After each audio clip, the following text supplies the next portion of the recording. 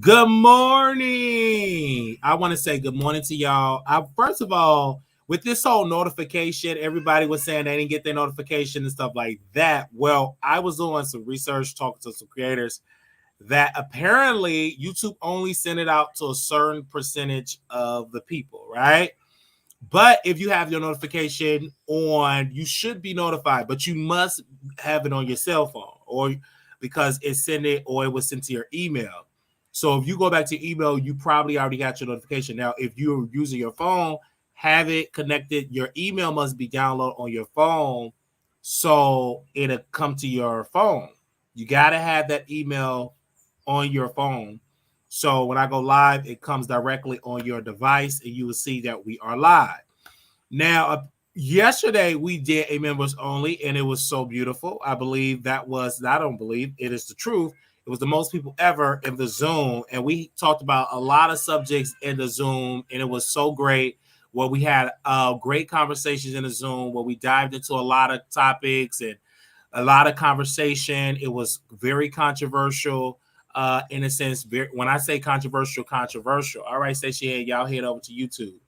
It was very controversial, but it was good. I mean, when you come to the Zoom, don't come and think that you won't, you know what I'm saying, that it's going to be all, you're going to agree with everything I say. If you disagree with what I say, you could always call in and dive into it where we have these open dialogues on our show. So thank y'all that came through that morning. We did it early, and so we're gonna, so again, we asked if we going live early, get up earlier because the time could change and we may even go even earlier. But I'm just excited for a fact that we are here having these powerful conversations. And then also too, when you get on the internet, you are introducing yourself to the world and understanding that as an adult, we can handle it. And I also want to give a special shout out to my great state, the state of Illinois, for passing the first law, the child influencer law. Illinois is the first state in the U.S. to ensure child social media influencers are compensated for their work, according to Senator David of Peoria, who sponsored a bill that was signed into law. It will go into effect on July 1st, 2024. The rise of social media has given children new opportunity to earn a living. Now, this is going to harm a lot of, family channels. It should be more. I believe they're requesting 10 cents per view. But this bill is good in theory, but it's still up to the parent to put the money in the trust because if they're on YouTube, it goes to their Google account. So how would they be able to calculate that amount, and how would who always see to make sure that they're putting it in a trust?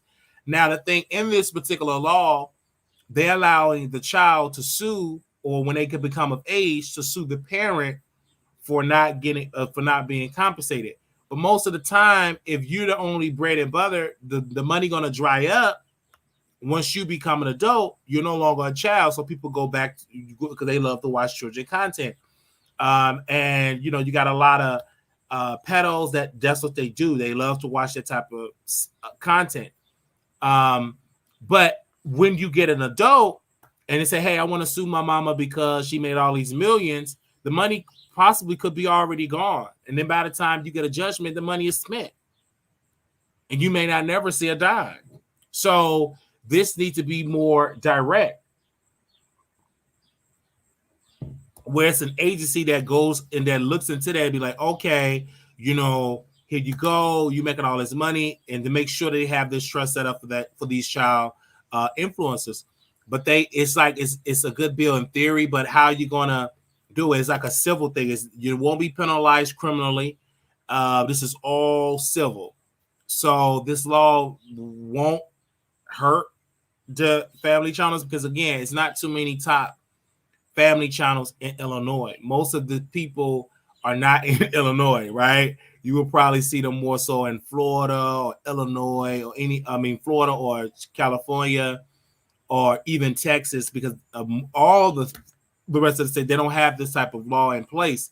So you can work your child sun up to sundown with cameras on. And I'm glad I didn't start a family channel with my nieces, because at one point my niece really wanted a family channel because she loved YouTube. She always wanted to be in front of the camera. But I made a decision not to do it. Of course, her mom made a decision too not to do it, because again, it's just too much. The drama, her being recognized. If it blows up, then she get all these influx of people. Then the lines get blurred. I look at you now as content. Not as, you know what I'm saying? Everything got to be for the camera. We always got to go live when you first wake up, when you're at your low moment, when you're crying. I'm gonna record that.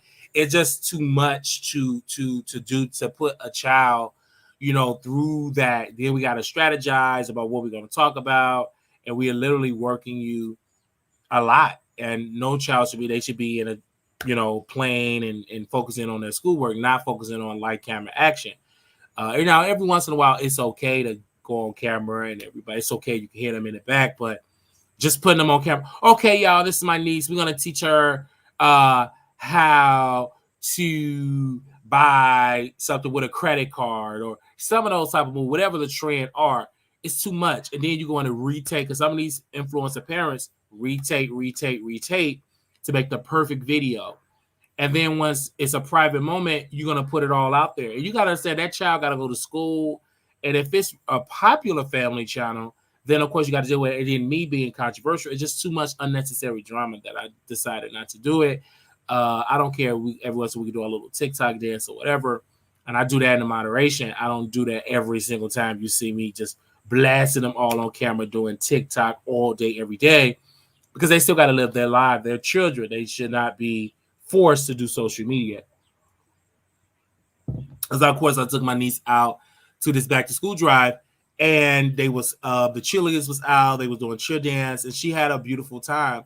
Now, what if I was the influencer and I was there? Okay, let me just record every detail, record behind the scenes, record when she going here. It's just not good, because she should be able to enjoy and really have fun, not just enjoy to pretend to have fun just for the camera.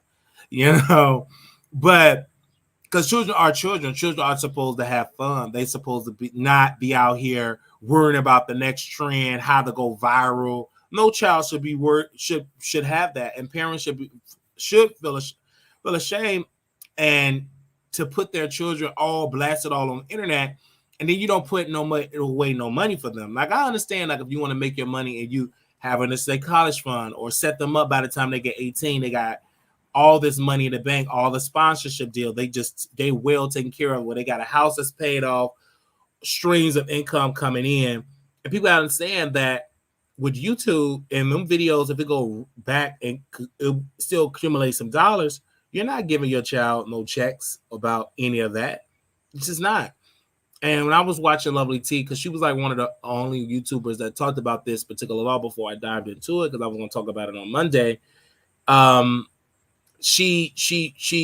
love this point that I want to iterate, is that, in Hollywood and also in the music industry, it's a certain amount of time you can work your artists. They cannot work all day.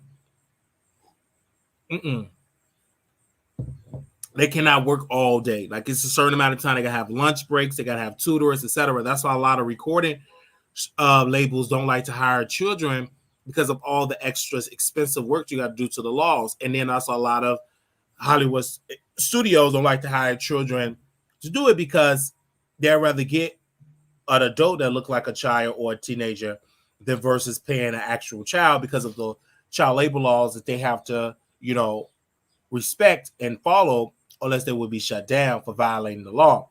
But when it comes to influencer, when it comes to doing content in YouTube, there is no law that exists, because you're in your home. This is your mom. This is your dad. This is not a company, even though some of these family channels are setting up LLCs and setting up these businesses off the back of their child.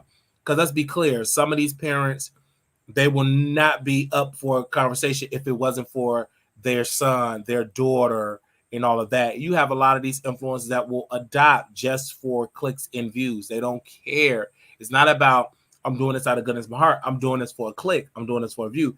And those family channels are very popular. Like I said, my nieces, they watch this stuff almost every day. My niece loves family channels. She watch it every single day. It's on the screen. Somebody family channel is on the screen. I don't know why she love it, but she watches it all a lot. She watched them family channels. So that they're very popular. I would say it's a part of the culture. But I'm just saying, since it's not going away, make sure those children that's benefiting, that's on it, and it's reason making it pop, make sure they're being compensated. I do believe it should be more than 8 cents a dollar. I do believe it should be 50 cents per view, because they're making a lot of money. 8 cents per view is pathetic, because without them, there will be no views.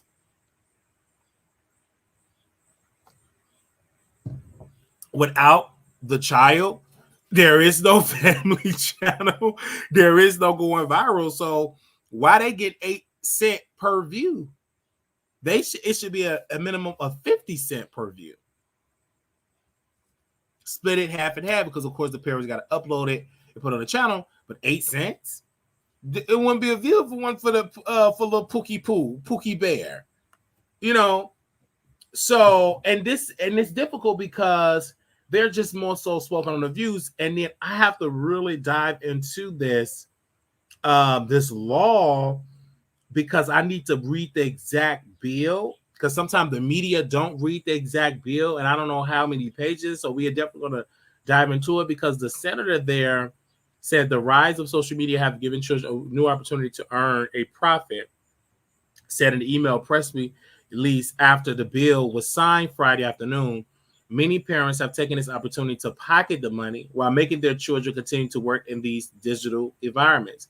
The idea for the law, which covers children under the age of 16, feature and monetize online platforms, including video blogs, also as known as vlogs, was brought to the Senate by a 15-year-old in his district, the Democratic senator said.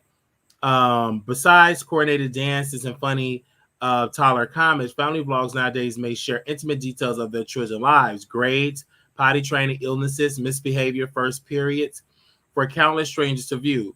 Brand deals featuring the internet darlings can reap tens of thousands of dollars per video, but as far as there are minimum regulations for the sharehood industry, which experts say can cause serious harm to children. Videos with children do very well, says Bobby, a TikTok with more than 5 million followers who used to feature her young daughter and pay advertising, but has since decided not to for privacy reasons. Many states already require parents to set aside earnings for child entertainers who perform in more traditional settings, such as movies, television, but Illinois' law would be the first specifically target social media starlets. According to the Landon, who is tracking child labor legislation for the National Conference of State Legislators, we could see other states looking into doing something similar, especially in states that have a high volume of family vloggers and social media influencers, such as California and New York. So it's kind of a new world. The Illinois law will entitle child influencers to a percentage of earnings based on how often they appear on video blogs, online content that generates at least 10 cents. 10 cents per view. To qualify, the content must be created in Illinois, and kids who have been featured in at least 30% of the content in a 30-day period. They said video bloggers or vloggers will be responsible for maintaining records of child appearances and must set aside gross earnings for the child in a trust account when they turn 18. Otherwise, the child can sue. That's the part, like the child can sue. I'm like, well, by the time they get 18, their money could be gone. But anyway, children deserve to be shielded from parents who would attempt to take advantage of their child's talent and use them up for their own financial gain, said Alex, a spokesperson for the Illinois Governor Pritzker, after the governor signed the legislation. Shara, the team who brought her concerns to the senator, set the legislation in motion. First, zero in on the issue while scrolling through social media during the hurricane 3 years ago. I realize there's a lot of exploitation that can happen within the world of kid influencing, said the senator. What is his name? Nallamothu, now 16. And I realize that there have been absolutely zero legislation in place to protect them. She clarified the law is meant for parents who share photos of their kids on social media for family and friends, or even those who post viral video. This for family who makes their income on child vlogging and family vlogging, she said. Lawmakers in Illinois, where Democrats hold a supermajority, passed the bill in May with bipartisan support. Other Democratic-led states have made efforts to regulate child influencer industry with less success. A 2018 California child labor bill included a social media provision that was removed by the time it was passed. Washington State 2023 bill, superheaded by Chris McCarthy, another team, the founder of Quit Clicking Kids, an advocacy group that focuses on protecting minors being monetized online, stalled out in committee. I sincerely hope this momentum continues to other states, eventually nationwide. McCarthy said Friday about the Illinois law, but several Republican-led states this year have instead loosened child labor laws to help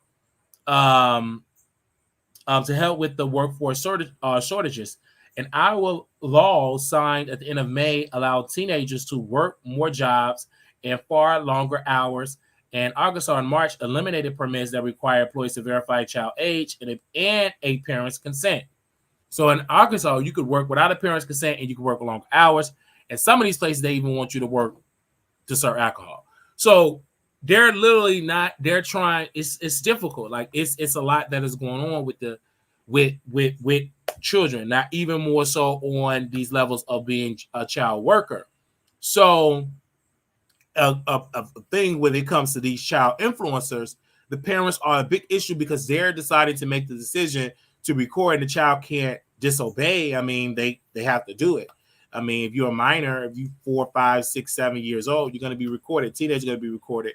And every intimate moment will be blasted on the internet. And so, again, we don't know the effects of this, but I can imagine the harassment, the bullying that you may get because you're popular online, or you had the embarrassing moment where you soiled on yourself and all your friends know about it, and they can make fun of you on school grounds. So this is I think a lot of parents have not focused in on that. If they did, some of them just don't care because, again, this is how you make your money. If you're making 100% of your income is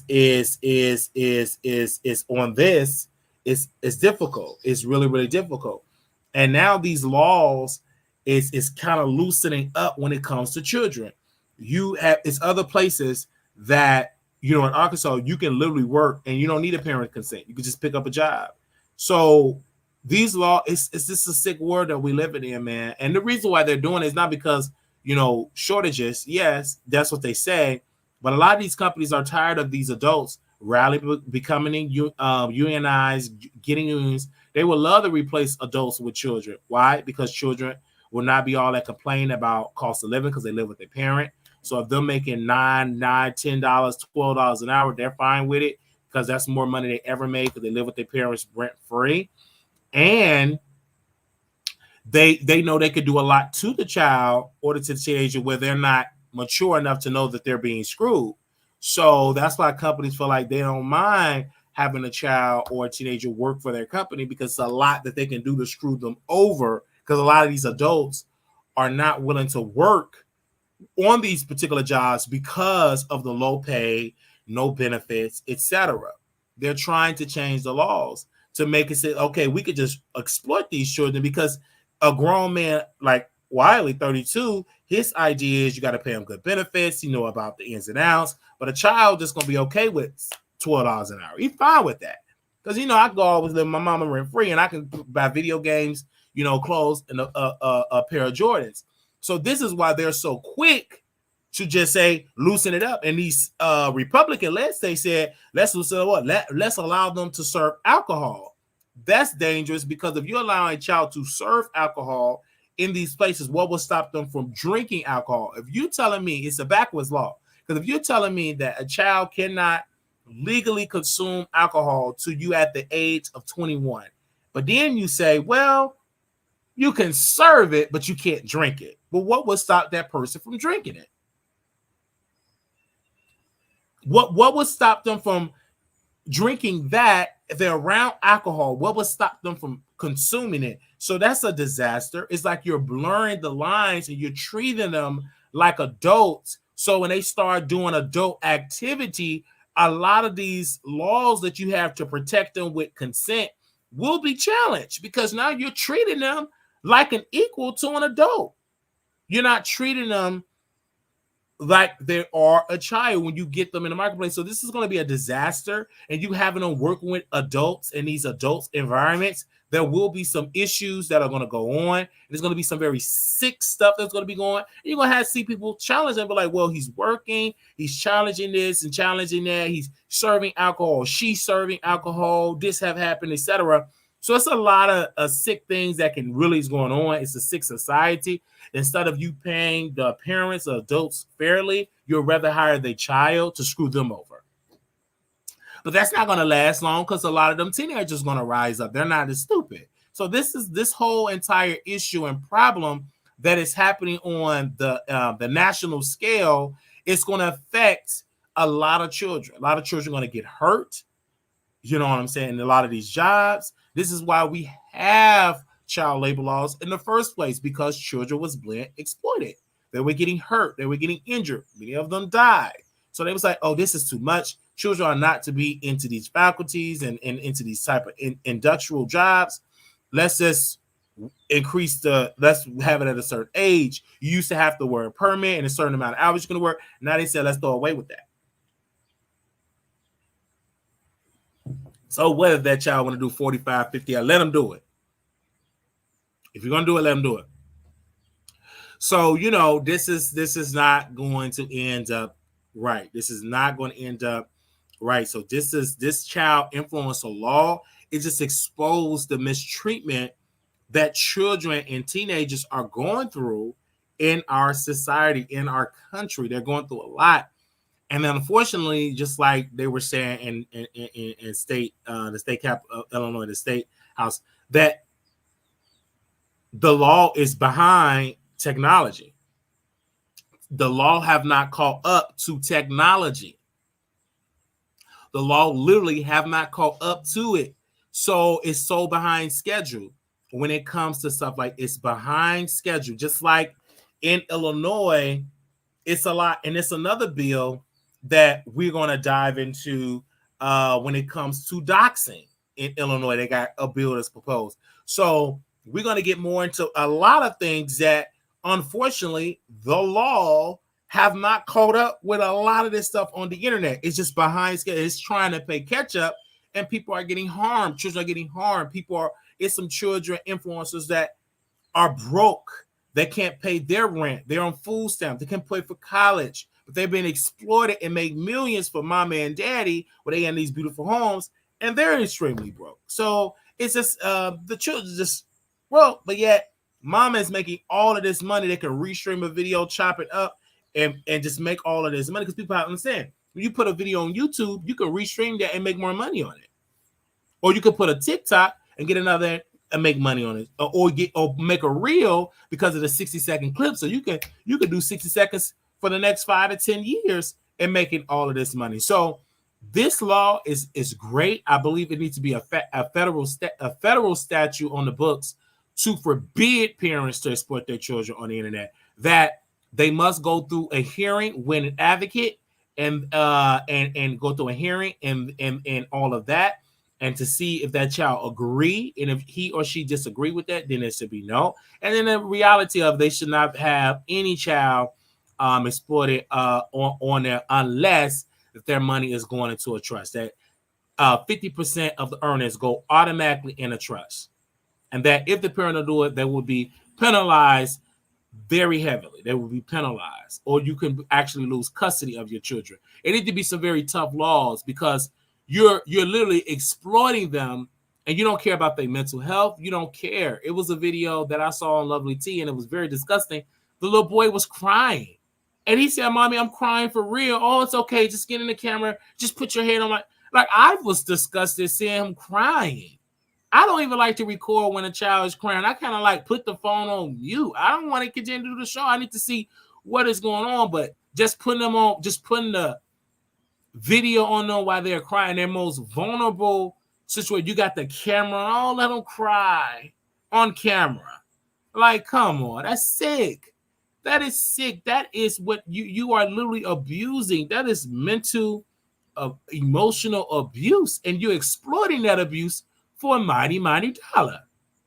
But you don't see a lot of these family vlogs getting called out enough. You know, adults get called out, oh, you trolling. No, that energy needs to go to these parents that are letting their kids, pipping them out for a click and a view. Yeah, that should be called. And it's I didn't know how popular it was, so I came home and started living here, and I seeing my nieces, they watch these family channels all day. And they living in beautiful homes.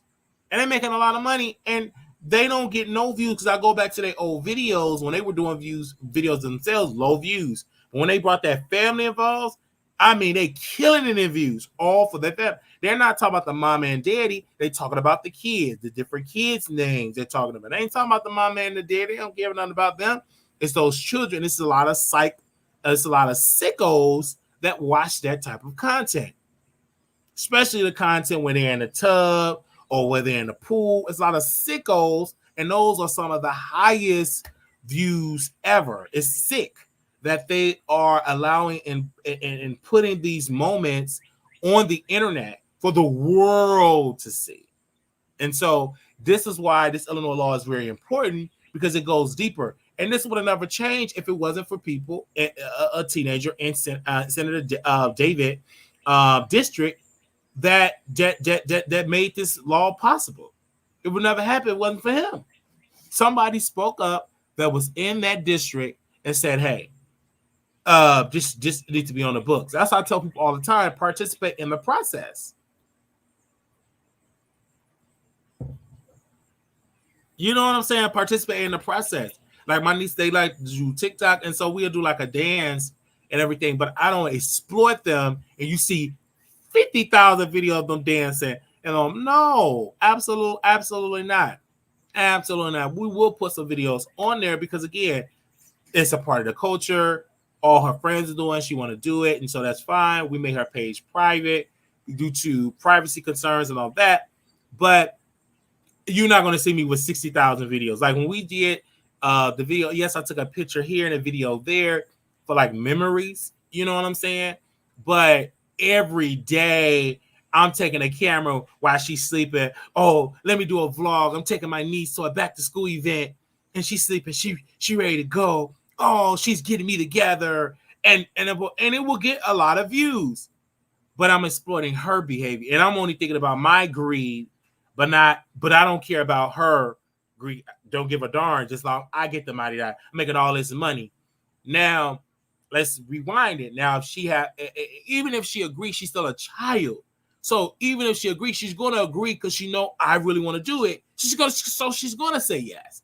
So you as a parent, as an adult with the mindset, shouldn't make it, no, let's not do it. You can do it in moderation, but just doing it every day, it's a mess. No, it's a very intimate moments that are not meant for the general public to see. Those very intimate moments or those very private moments, very private moments I could have put out and made a lot of clicks and views, but I decided not to. I really decided not to because she got to live her life. So when we went out to the back to school, it was some parents, it was some people there that were doing a vlog with their children. They was recording. I mean, cameras I never seen it.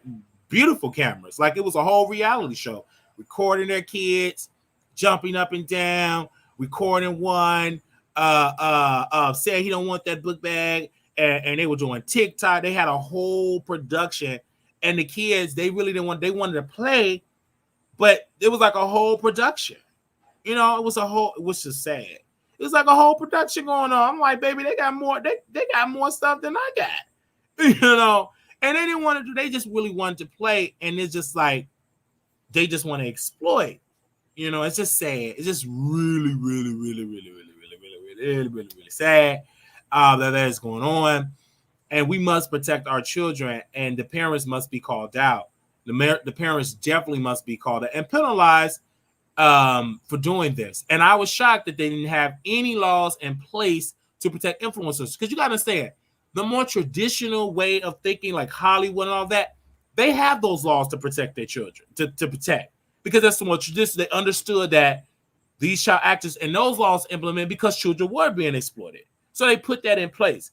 But now that YouTube and all these other entities is no exploit, just like now that a lot of people are on this platform, the money that you can be made, of course, that child should be able to have a 50% share of that. They should be able to have a 50% share of the income that they're making. You got to understand, I know about YouTube, and them family child are making a minimum of 30, 40, 50, 60,000 just on Google AdSense. We're not into the branding deals. That's another 20, 30, 40, 50, $60,000. And the price go up towards Christmas, towards when people are starting to Christmas shop. After this month, like September, all the way up to January and all that, the sponsorship deals go up because everybody want to shop for children. Like that's the season. So you bring a child up, going to the store, their top products of Amazon, you're recording their child. They don't give a damn about them products, but you're writing out a script. They read it from a teleprompter. It's sad. It's really, and they're not getting a dime from this. Most of these, they're not getting a dime. In Illinois, they're still not getting a dime because that law don't go into effect until next year. So about you can make all of this money, and then it's no teeth in it that the child will have to be wise enough to say, okay, I'm gonna sue my parent. But average child don't have the knowledge to even care to do that because the parent holds the power. So it's sad. It's all the way sad. And I didn't know this was really like they wouldn't benefited from it until I seen this topic go up. So shout out to Illinois. And like I said, Illinois have so many other great bills that we're going to dive into. It's another one about doxing. I'm going to dive into that another day. But this one actually passed. And I was like, okay, we can talk about this. And so I want to move on from that. But I had to bring this up because, again, it's a lot of y'all that watch family channels. It's a lot of them. It's very popular. I mean, YouTube had to change the laws with ad dollars because of children, because they were breaking some federal laws that protect the privacy of children. But it's hard to have privacy. You're blasting them all on the internet. So now if you have all these children content, that it kind of harm. I don't know how the YouTube thing is working with that at one point, but at one point it harmed a lot of family channels. So I don't know how YouTube is handling it because, again, that's not my area of expertise because I'm not a family vlog. I'm just a commentary child. This is not a family vlog. So I don't know how that is going to, how is that going on with that? But again, this is nothing new. As plenty child stars just have died broke. Just like people are saying in the chat here, Shirley Temple and Gary Coleman and so many others have died broke. They did not get the correct amount because their parents spent it all. And it shouldn't be. It shouldn't be. If you don't whether 80% of your income must go into the trust. No, mama, you need to go and work a regular job because you shouldn't be spending your child money. They have to live up on that. All right. Let's move on from that.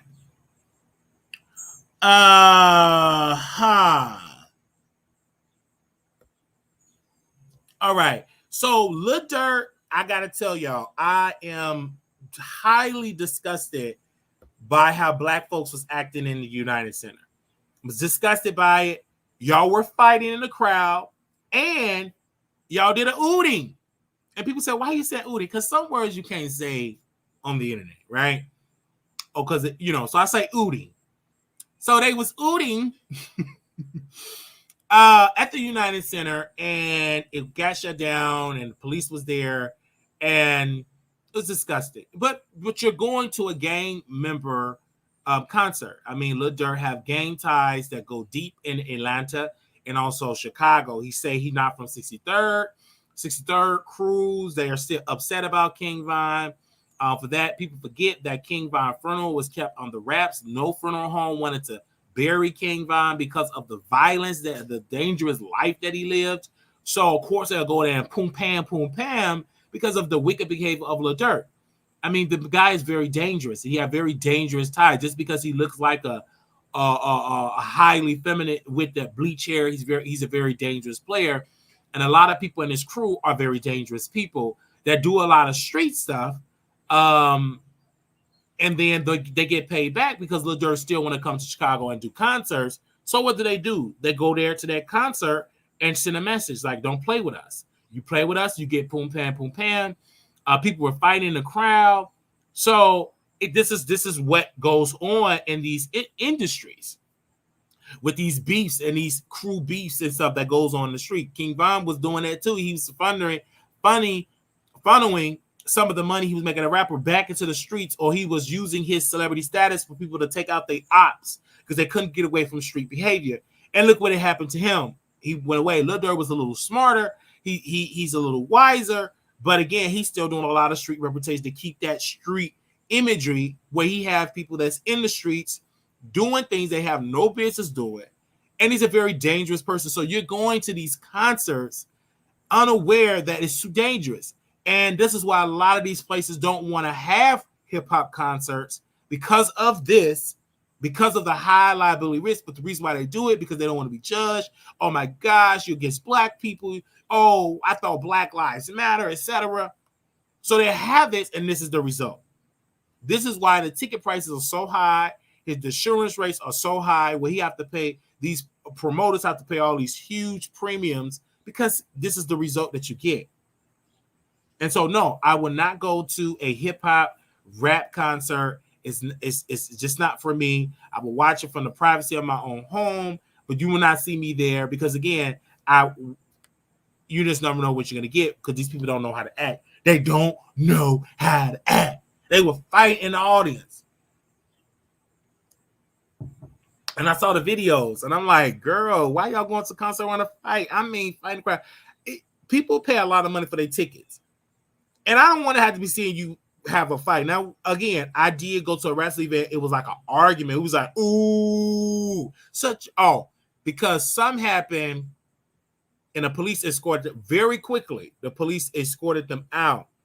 But other than that, when it comes to these concerts, it's just too much. It's just very dysfunctional. You're dealing with low-income people that are spending their hard-earned money to go to these concerts because they love them.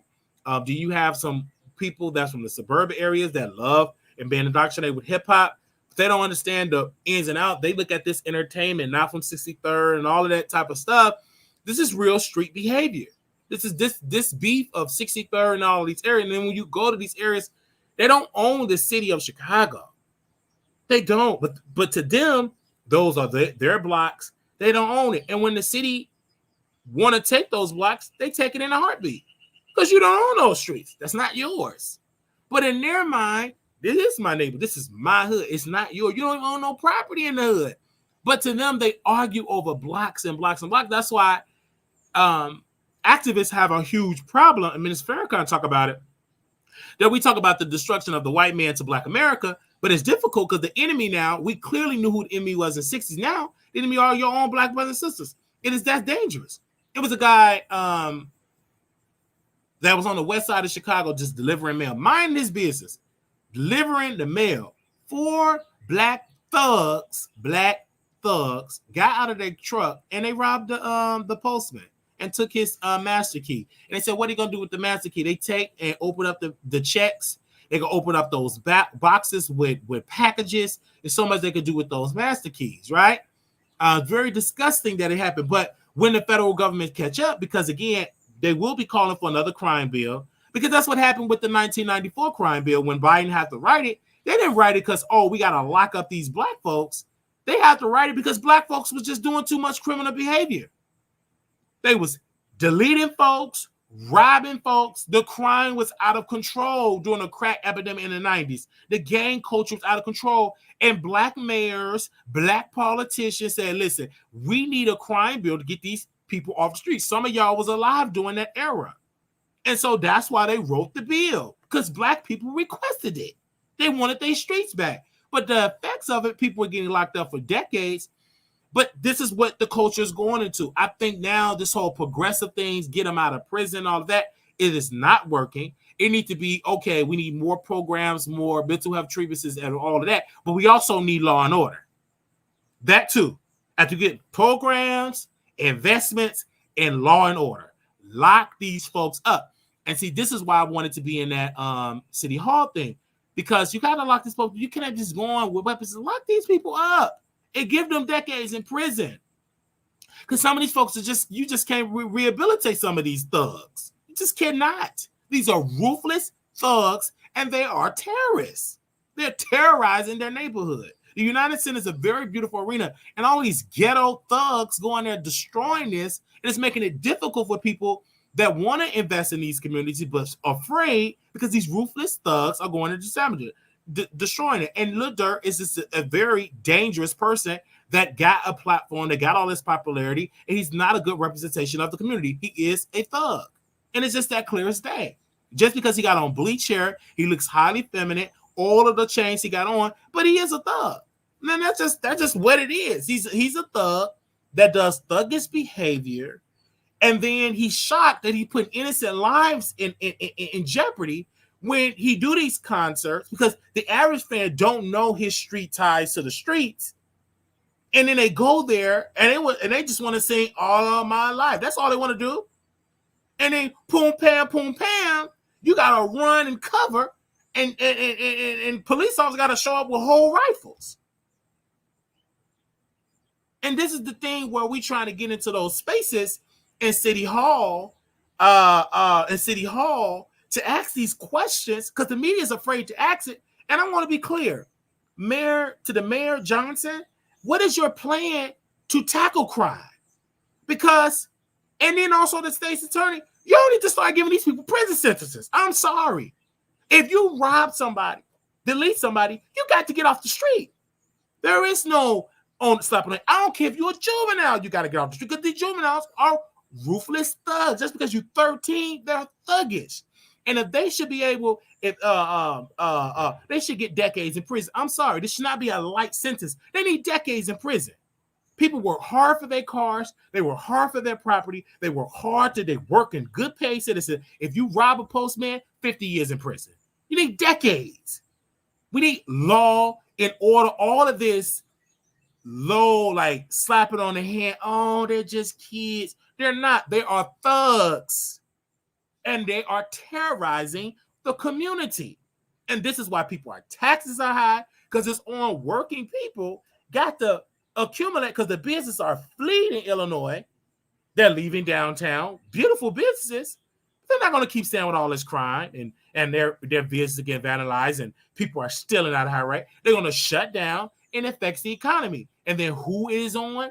Us as homeowners and us that pay taxes at work. Our taxes go up because we're penalized for following the law to help take care of people that's not following the law. And our politicians are so weak at the issue. And it seems to me, maybe we do need a strong law and order Republican to take over. If you won't do it, get a Republican that can clean these streets up, because crime is out of control. And so I would have never agreed that Lil Durk do a concert. Absolutely nowhere. Unless he's going to pay for extra security, millions of police overtime, because an event just going to happen. You got to understand his history. I'm not surprised that this happened. It will continue to happen because of who we are talking about. We're not talking about a Christian rapper. We're talking about a person that lied and said he's a reformed thug, and he's not reformed nowhere. He still do thuggish behavior. Even when you got to have weapons to protect yourself, your team got to be strapped. And most people are strapped. They're not registered because of the behavior that they're living.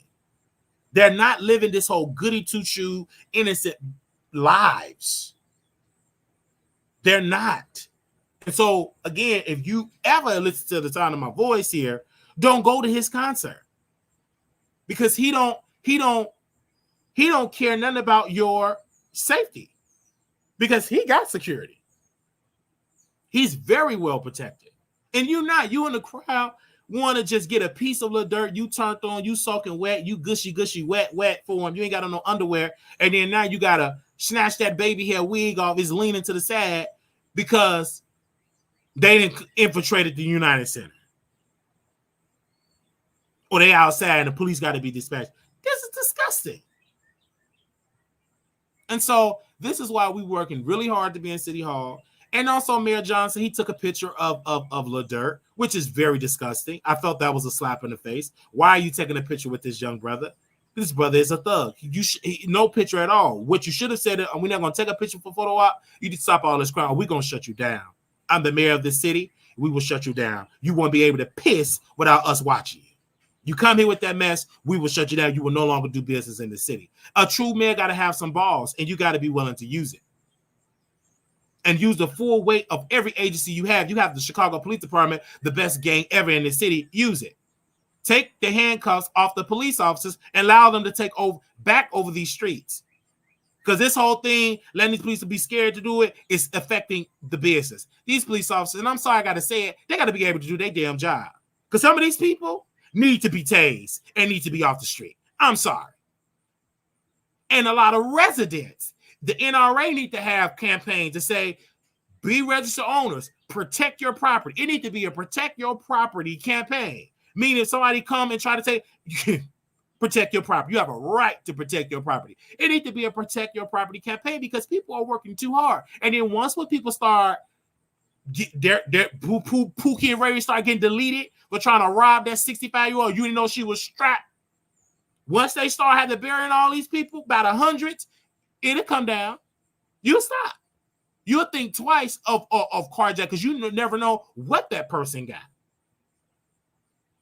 It should be a device. If you try to take somebody's car, they could I mean, it's so many stuff I could say. I'm going to do a deep dive on members only. I'm going to give the light.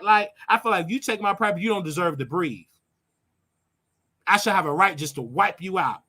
I don't care if it's $1 in my wallet. I should be able to wipe you out. I'm sorry.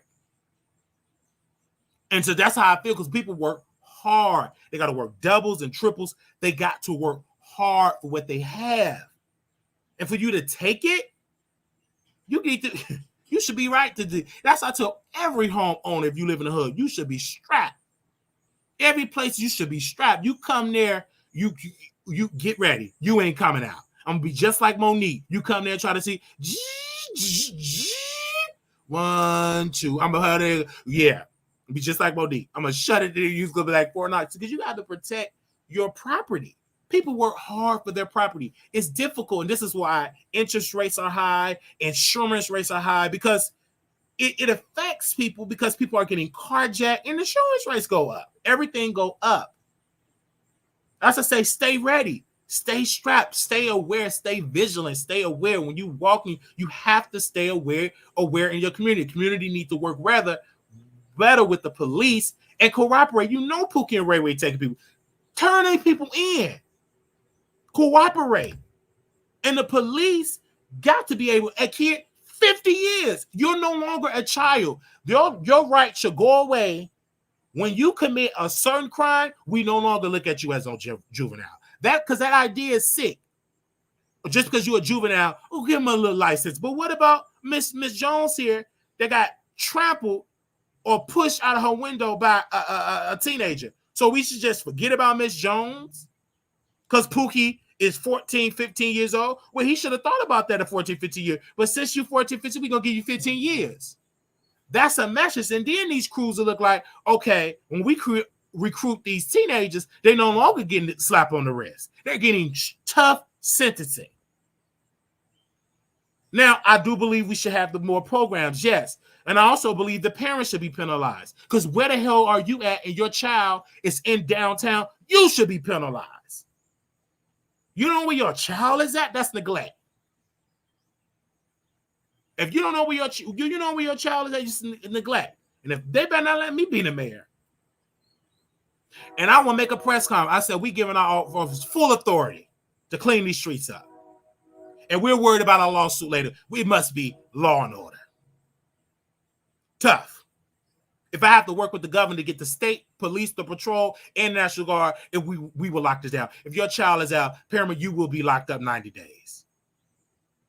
You will lose all your government assistance. It will be tough laws.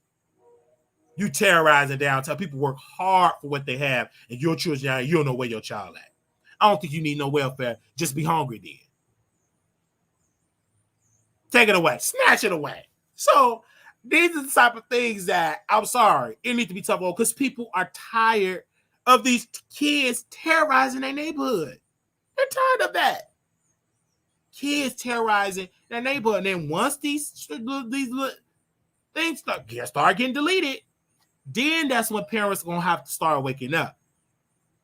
And that's why residents are fighting back. It's case in downtown Lincoln Park, I believe. Somebody tried to break into this couple's home, and they poom pammed them. As soon as they climbed through their window, they got poom pammed. They're not playing. They are not playing. People are getting more strapped now. You're gonna hear more cases. You're gonna hear more cases of that. You're getting more because people is tired of getting their property taken. It was hard. This whole light on crime don't work. You got to be tough. You got to bring it down. And that's why some of these suburban areas, they're learning like, okay, we got to be strict. You come here, if you ain't got your phone in there, they're going to give you a $75, $80 ticket because they gave one to me. If you come there fast and speed, you're going to have about 4 or 5 police squad cars. They're on it because they don't want their areas being infiltrated by this wicked thugs. And there is white thugs, there are black thugs, there are all type of thugs. If you're doing criminal, you are a thug. It's just that simple. I don't care what your race or your background is. I'm more so focused on black because guess what? I am black. Guess what? I've lived all in these black neighborhoods. So that's my main focus zoom point. I'm not worried about what white people with the white thugs do in their community. Let them come together and band together about the white thugs that are taking over their neighborhood. But I'm more so talking about these black thugs that are taking over these communities and bringing down the property value and bringing it down, and businesses don't want to invest in these communities because when they open up a business, they get infiltrated or stolen merchandise, etc. And that's why these businesses, Walmart is leaving, Target is, all these companies that came to Chicago, they're fleeing Chicago. Whole Foods leaving, Walmart leaving. Those are 2 major companies or jobs gone. That means Big Mama, if she wants some good produce, she got to drive further, and if she ain't got a car, she got to be on public transit further. Hopefully she's safe because she may get robbed. That's why if you ride the CTA on the train, you got to be strapped with a bulletproof vest and just protect or sword in your a sword in the shield, and you got to be ready to go to war. You have to. It's sad that we have to start doing that, but this is the time that we living in. And we know there's a lack of resources. I understand there's a lack of resources. But that still don't give you an excuse to take out somebody else because we ain't the politicians. I understand if you bringing it to the people that is making these decisions, but I still have to protect my family. I still have to protect what I'm going through. Back of what? That's your excuse. That's your prerogative, but you still don't take mine. Oh, you would get that way.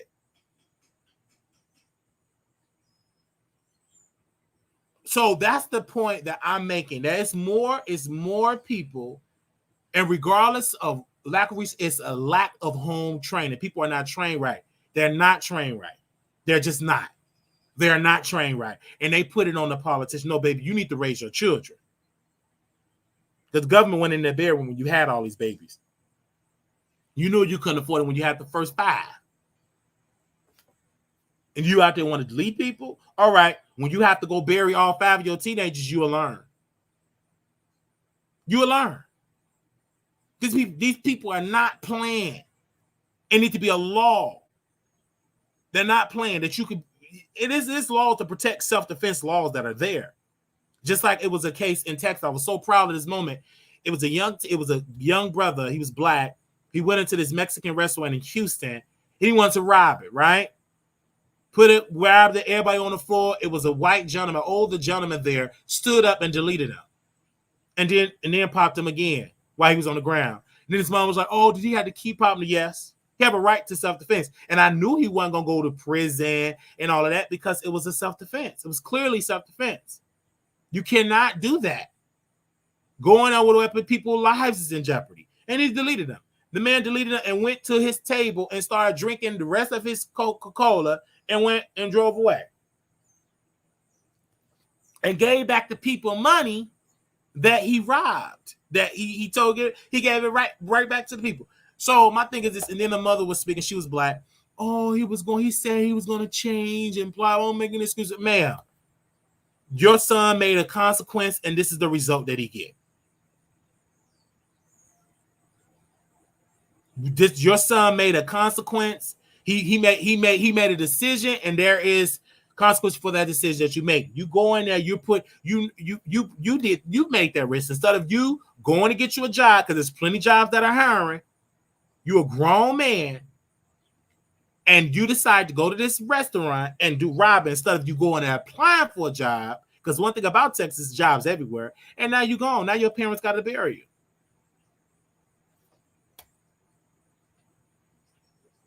you. You know, there was no excuse.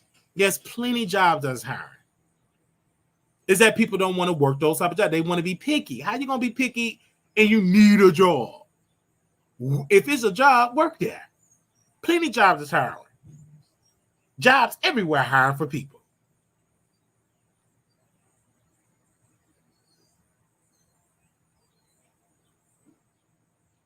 And we need more programs, just like the area that we at. They have like a youth commission here in this area that we're living. They have a youth commission. And I was talking to the person, and then they said they need to duplicate that. And she said, yes, we have events, like they got a basketball tournament, etc. She said, we just need more support for that. Like she said, more support. And even in the city of Chicago, more support for like these agencies, these organizations, because it's organizations that live, but it's like limited resources because the need is so great. So shout out to Pastor Corey Booker, or Brooks, I believe, out there on the South Side. He have a community center that's supposed to start construction this year, and it's supposed to open up within a year or two. So that's going to help.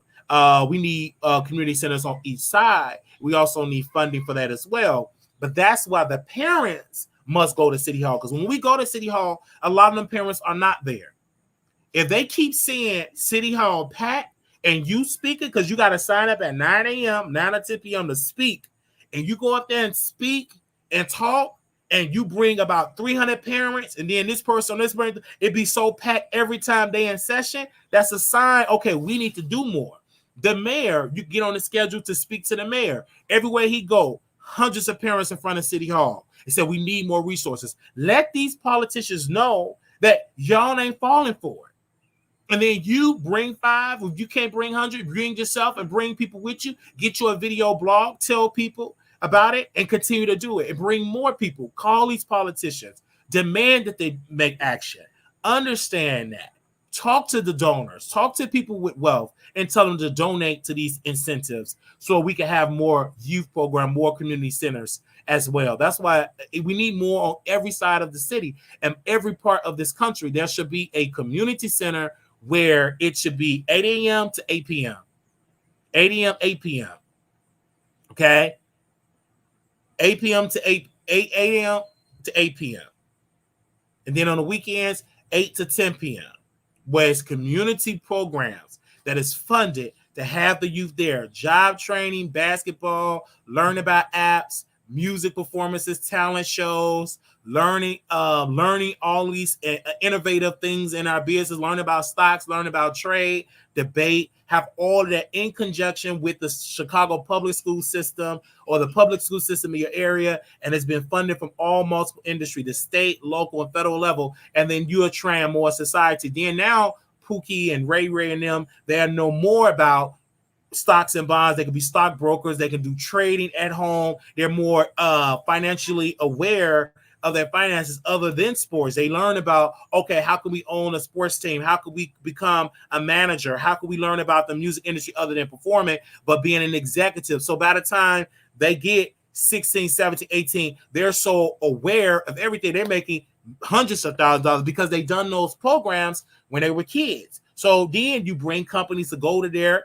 and they hire you, intern from this place, you intern from that place. It's just a great thing. And it's great. Like someone said, farming, trade school, they need to have all of those in those programs because we have the money. The problem issue is these politicians are so weak, they don't want to do it. And that's why we own Mayor Johnson. We've been trying to get on and to meet him face to face, give him a run around. We ain't going to stop sending emails. We ain't going to stop calling. And the only reason I ain't go today is because I had to work.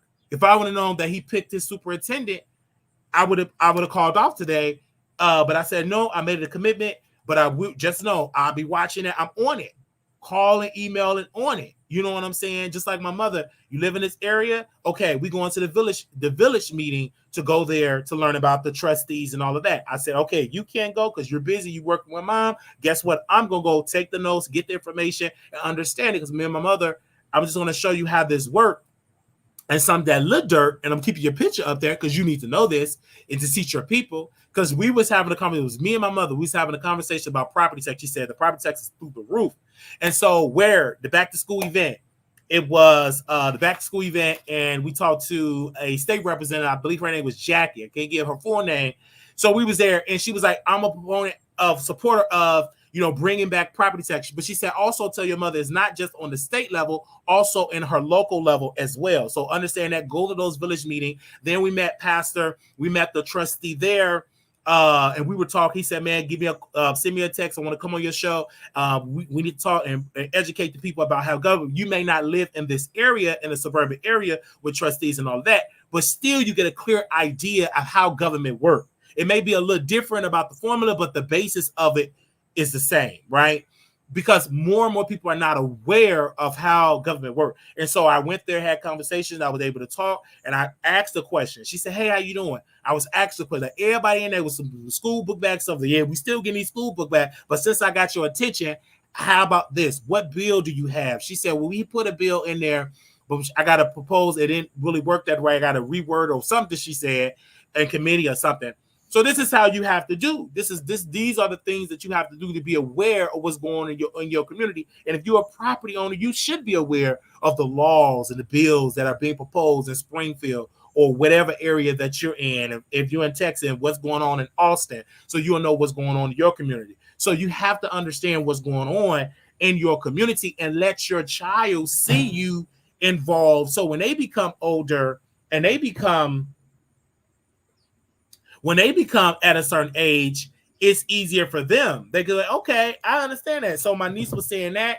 I talked for about 4 or 5 minutes, and then we went to the pastor. We talked about 3-4 minutes, and then it was time for her to get in the jumping jack. You know what I mean? So this is what you have to do.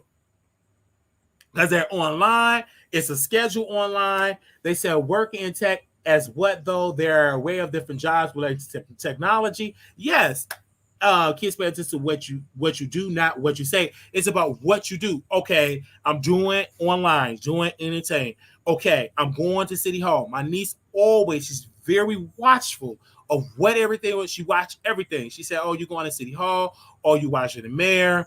And then she would watch. She may not understand, but she's sitting down because she see me doing it. She wanted attention. And I ain't just always watching like cuss word, BBB. No, I'm watching some great stuff. We watch Family Child. We like TikTok trends. I listen to what she say, what is going on. What is her goals and what does she want to do? She's a dancer. She want to dance. She want to do gymnastics. So it was great that she did Chile. So we, as an adult, as the uncle, okay, let's see, is there some more dancing, like a dance group that she could be a part of, or activities she'd be a part of. If you see mama ain't up to where was going on, me as uncle, I would do it and say, hey, you sign this and let's go to this dance competition. Let's see if she could do some cheerleading. Let's see if she get involved, because if she really want to do this, have her to go on a Saturday. And then by the time she come home, take a shower, eat, you ready to go to bed, because children need to be involved instead of just being in the house on a computer, on the laptop. So I was glad that those children, when we was outside to this event, I was glad. Shout out to the commission out there for coming together and putting together that event. It was just beautiful. It was just a beautiful event for the parents, for the children. It was just beautiful. And so when I talk more with the director there, it's another, like, they got a basketball thing. They have other programs as well. So definitely when I get paid, I'm gonna send $5, $10, $20 to that, because I've actually seen them put in the work. I see them put in the work for the people. And shout out to the groups, the Facebook group. And my mother didn't even know that existed because she's busy. My sister didn't even know, because whatever, they're busy with their lives. But I know, because I'm on social media. I ain't just seeing gossip and tea and who getting dragged. You also go on there and see what's some positive stuff, because people always say, well, we ain't got no resource. That's a lie. Its resource exists if you just go and look for it. It's out there. And so I went and I joined these groups, especially if you're in the suburb. They have all these type of groups. They got city groups, and they got all type of groups that's on social media now. And you go on there and you do your homework, and it's there, so you just got to do a little bit of your homework and do your research. So I've done that. And so we did that event. The public library got great resources there. I'm taking my nieces and them to the museum, where it's going to be free because you're a resident in this place. So you go to a city museum for free on certain days. So you will know that if you go to your public library, and it's free. You have a library card, okay? ID, okay. What's the excuse? I just think that parents are some of them are being bombarded, and some just being completely just lazy. Okay, just let's just make it clear. Can't make noise. Some of them just being just lazy.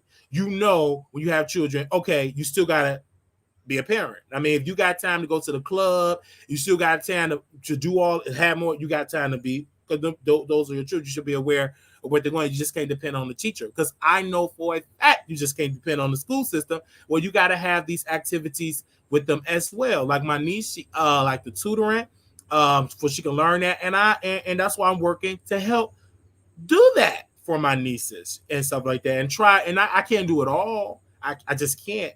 But I can help when I need to help. You know what I mean? So yeah, so definitely. They said taking the science museum. Absolutely, because I love the science. We have a beautiful one downtown. And the same thing with our museum. We have a beautiful Black history, African American history museum out there called the Suburb Museum, I believe. So it's plenty stuff that children can do. And it don't cost that much money, little to no money.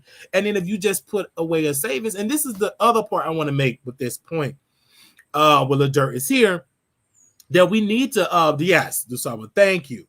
We need to preach more about fathers being there. And when I went to the event, I was heartbroken that there was no fathers there, only about one or two, or men, I would say. Male figures, fathers, male figures. Let me correct what I want to say here. I didn't see it. Majority, 96, 97% were men. Women. Women were there. 96, 97, 98, all women. And so we need more male positive influence. Okay, if your sister don't have her man in her life, or the kid's father in prison, whatever, then you as the uncle that is good, you step up, and that's what I do. And she don't have to ask me to step up. I'm mature enough to know that I need to step up. She ain't got to ask me, can you please step up and help? No, she don't have to ask me. I would just do it. I'm going to do it. Like my mother don't have to ask me to help her. I'm just going to do it, because most of them, my mother definitely is very prideful woman. She like to do it herself. But if she need help, just do it. You know what I mean? And I just do it, and so yes, I just get up and do it. Okay, if the disc need to be watched, okay, watch it. Okay, if you do it, because it's difficult, and all of that, because you do need help. Like all this being independent, no, you need help. Children need a strong village to raise them. You need help. You can't do it by yourself. You're stressful. And so that's how I try to help my niece. And she looked forward to it. Like she did not, I'm going to tell you this. Children look forward to it. It ain't about spending millions. Children remember spending time like this. She did not want, she went to sleep. And she made sure to sleep where I was sleeping at, because she didn't want to miss that event. Her mind was set on that event. And she didn't want to miss it. And she went to sleep and got up, got the breakfast, got herself together, got in it. She was determined, and it was so great because she was able to see her friends. She was able to do that and everything like that. And what did I do? I had to make a sacrifice to get up earlier to do the show early, then take a shower, put my work clothes on, then go there.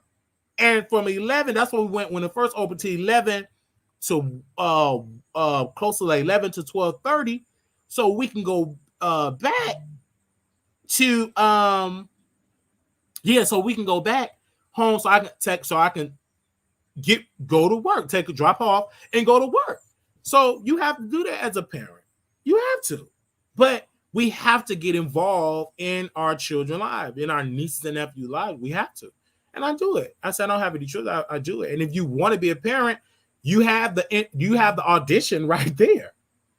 You have the audition right there. So if you really want to be a father or a mother, do it now. You have nieces and nephews, go mother and father them, so you'll know if this is something that you want to do. I was a PTA president at my son's school, and there was only one father that showed up all the time. We gave him an award, and then at the end of the year, yes, we need more of that. I must admit, I see a lot of dads at my school, and that's a blessing because fathers do exist. I was just giving my perspective. I'm not gonna say there is no black fathers. They could have some been at work or whatever, but it was fathers there. And then in some areas where a lot of fathers are involved. I was just more so speaking of my perspective of what I saw at this particular event. But there is fathers there. It was a father that was there, and they remember it. And my niece had a beautiful time. So with that, I encourage it because it makes me a better man. It makes me a better person to put that in atmosphere. So of course we're going to take her, and also my baby niece. We're going to wait till she get a little bit older. Because again, she's a little bit needy and she don't want to be in those shows. She wants you to hold her everywhere, and trying to do that and watch her has been a little difficult. People have to work while these employees. Yes, that's what I'm saying. I understand people have to work. I work. So I'm not going to say they have to work. That's why it takes a village and it takes a team. It takes a village and a team. I understand it. But still, you have to make sacrifices. Like for me, this is why it takes a team. It does. It takes a team. I've worked with plenty of parents that have to work overnight to be there for their children and maybe get 3-4 hours sleep, and then have to be up, cook them, and shower and all of that. You know what I mean? And we should not have to overpraise men. That's your responsibility. I'm not looking for, why? I'm talking about fathers, right? Now, you can appraise somebody that is not a father of that child or don't have, you know what I'm saying, and just put in the work. I believe those people should be praised as well. I didn't say sacrifice your job. I said it's some sacrifices that you have to make as a parent. You may not be able to go on that trip, or it's some sacrifices you have to make as a parent. That just comes to time. I'm not saying sacrifice your job. No, only a stupid person would say that.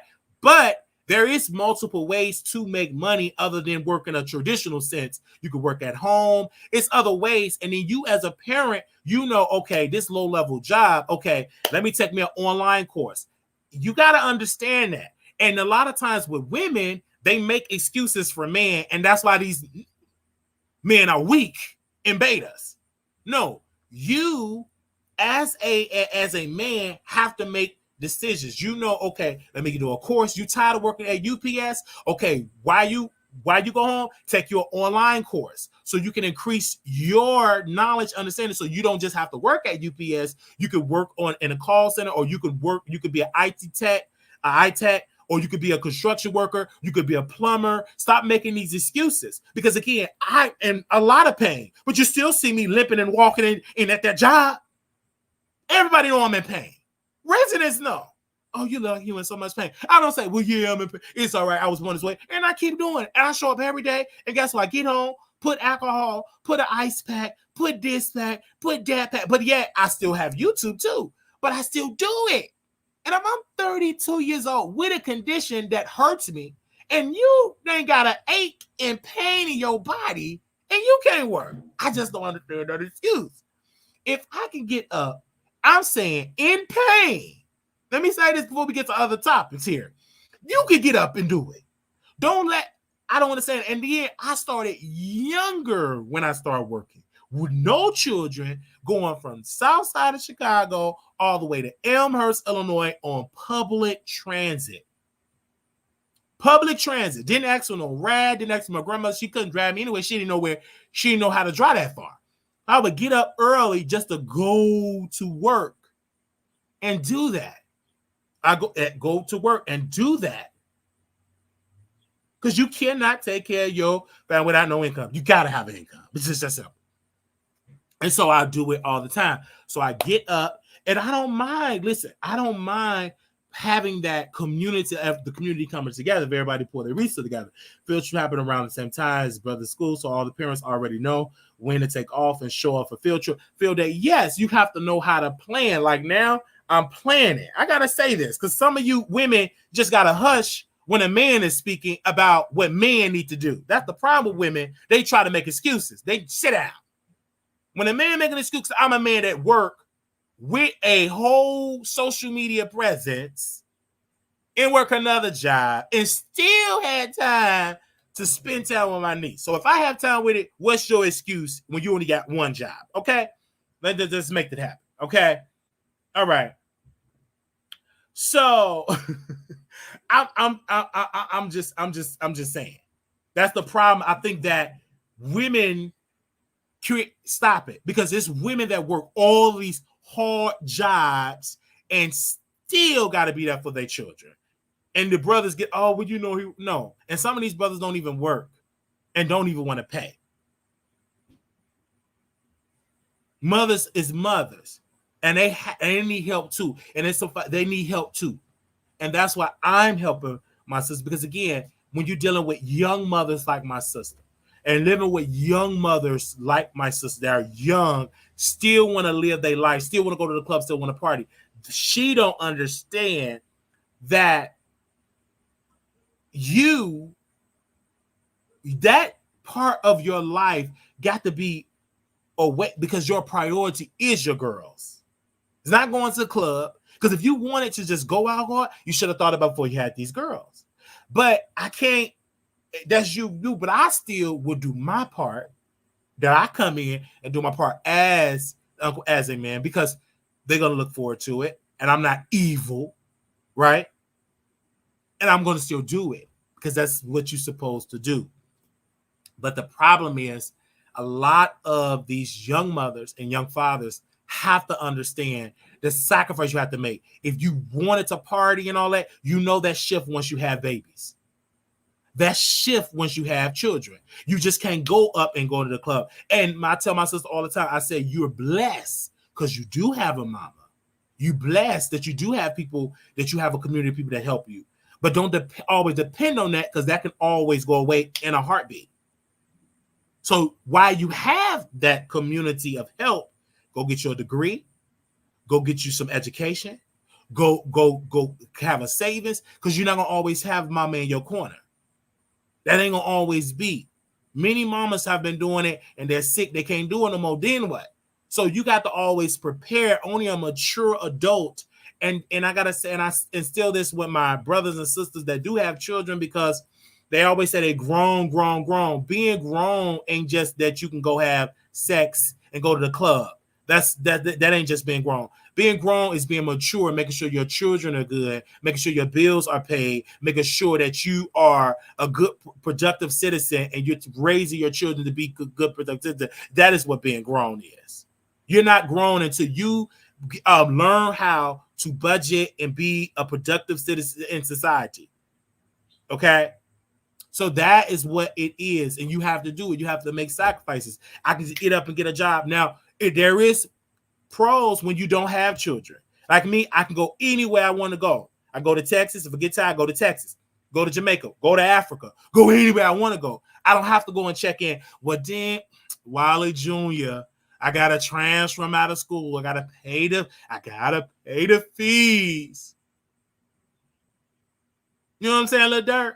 This is the message you need to be preaching. I'm keep your picture right up there. I ain't got to do that. I don't have to check in with nobody. Well, let me check in with little Wiley Jr. teacher. I don't have to do that. Anytime I can go anywhere in this world, I can go. But you still see the maturity that I'm still working. I'm not irresponsible in a sense. Not. Working everywhere I go. When his camera's on, I'm working. When his laptop on, I'm working. So it's that point that I want parents to understand. And I understand my role. Do I always preach them? No, because they ain't gonna listen. I don't even waste my breath. I just do what I can do because you ain't gonna listen anyhow. Why would I waste my breath? So you ain't gonna listen because you gonna live your life. But one day it's gonna hit you, and I let experience be the best teacher. Because you're gonna learn it. Keep living. All your daughter's gonna be grown one day, all that talking back and you woo-woo. You're gonna get that karma and pay back. It's gonna happen. Just watch. And I'm gonna be right there. Just watching it. You're gonna get it paid back. So you gonna understand it, but I'm not gonna put it out, but I'm gonna make sure that I participate in it. And that's why I work so hard the way I work, because I want my nieces and nephews, all of them, because some of them got mad that I spend time on one, but it's difficult to spend time with everybody when y'all live in other cities. Okay. But just for all of my nieces and nephews, because I don't have children. I don't have any children. So it's all like my focus. I think about my nieces and nephews every day. Of course, I think about them, think about my mother every day. So that's what's on my focus. So when I have this conversation with my nieces and understanding this, when I do a show, I always thinking about them. You know what I'm saying? When I get millions and I think about a trust, make sure they're taken care of, so they can live successful lives, so they don't struggle like I struggle, but of course not spoil them, so they still have to have a business degree and all of that, but they will understand. That's one thing I like about Roland. I'm gonna say this before we move on, and I want you to say this to Lil Durk, that just like Roland Martin, he hired his nieces to work with him to work on Roland Martin Unfiltered. People forget that Roland raised a lot of his nieces. He raised them a lot to get into. He raised them, right? He didn't have any biological children, but he raised his nieces. And some of his nieces worked with his company. So that's one, you never know, you know. And so that's one way I look at it. That's one way I look at it as a man, you know. So yeah, and I look forward to it because they make me more on time, more productive, maybe more mature. They make me more patient. Sometimes they test my patience. Children will test you. Especially my niece, she do test her uncle a lot, but she's a child. That's her. She's doing her job. She's not an adult. That's what child do. They're gonna ask you a billion questions. I'm learning that you can't give them like 4 bottles of water, just simple stuff. I'm learning, you know what I'm saying? Sometimes she get her attitude, and sometimes her sister get her attitude, but I'm learning that about, you know, being them, the girls and everything. And I'm learning that because kids gonna be kids. There's nothing that you can. At first, I tried to stop, say that you're gonna be wasting your breath because they're gonna do what they're gonna do. Unless they just get out of order. But kids they're gonna make noise, they're gonna talk, because she's 7 and my niece is 2. And so you think it's a house full of kids. I remember one time, I was getting stuff delivered. Then listen, how many kids you got? Just 2? I mean, all type of noise. Like now you see her quiet because I think she at her friend's house. My sister took her to her friend's house. But usually when you hear number noise. And they get right to the kitchen. Because they know they can't come out here, but they'll be right there by that door, open it up, making much noise. That's what they make. When the camera ain't on, hardly no noise, just a simple quiet, a little bit. It may be a volume of a 5 or 3, but as soon as the camera get on you on a point phone call, they turn it up. And they don't care. That don't work. They look at me and keep talking.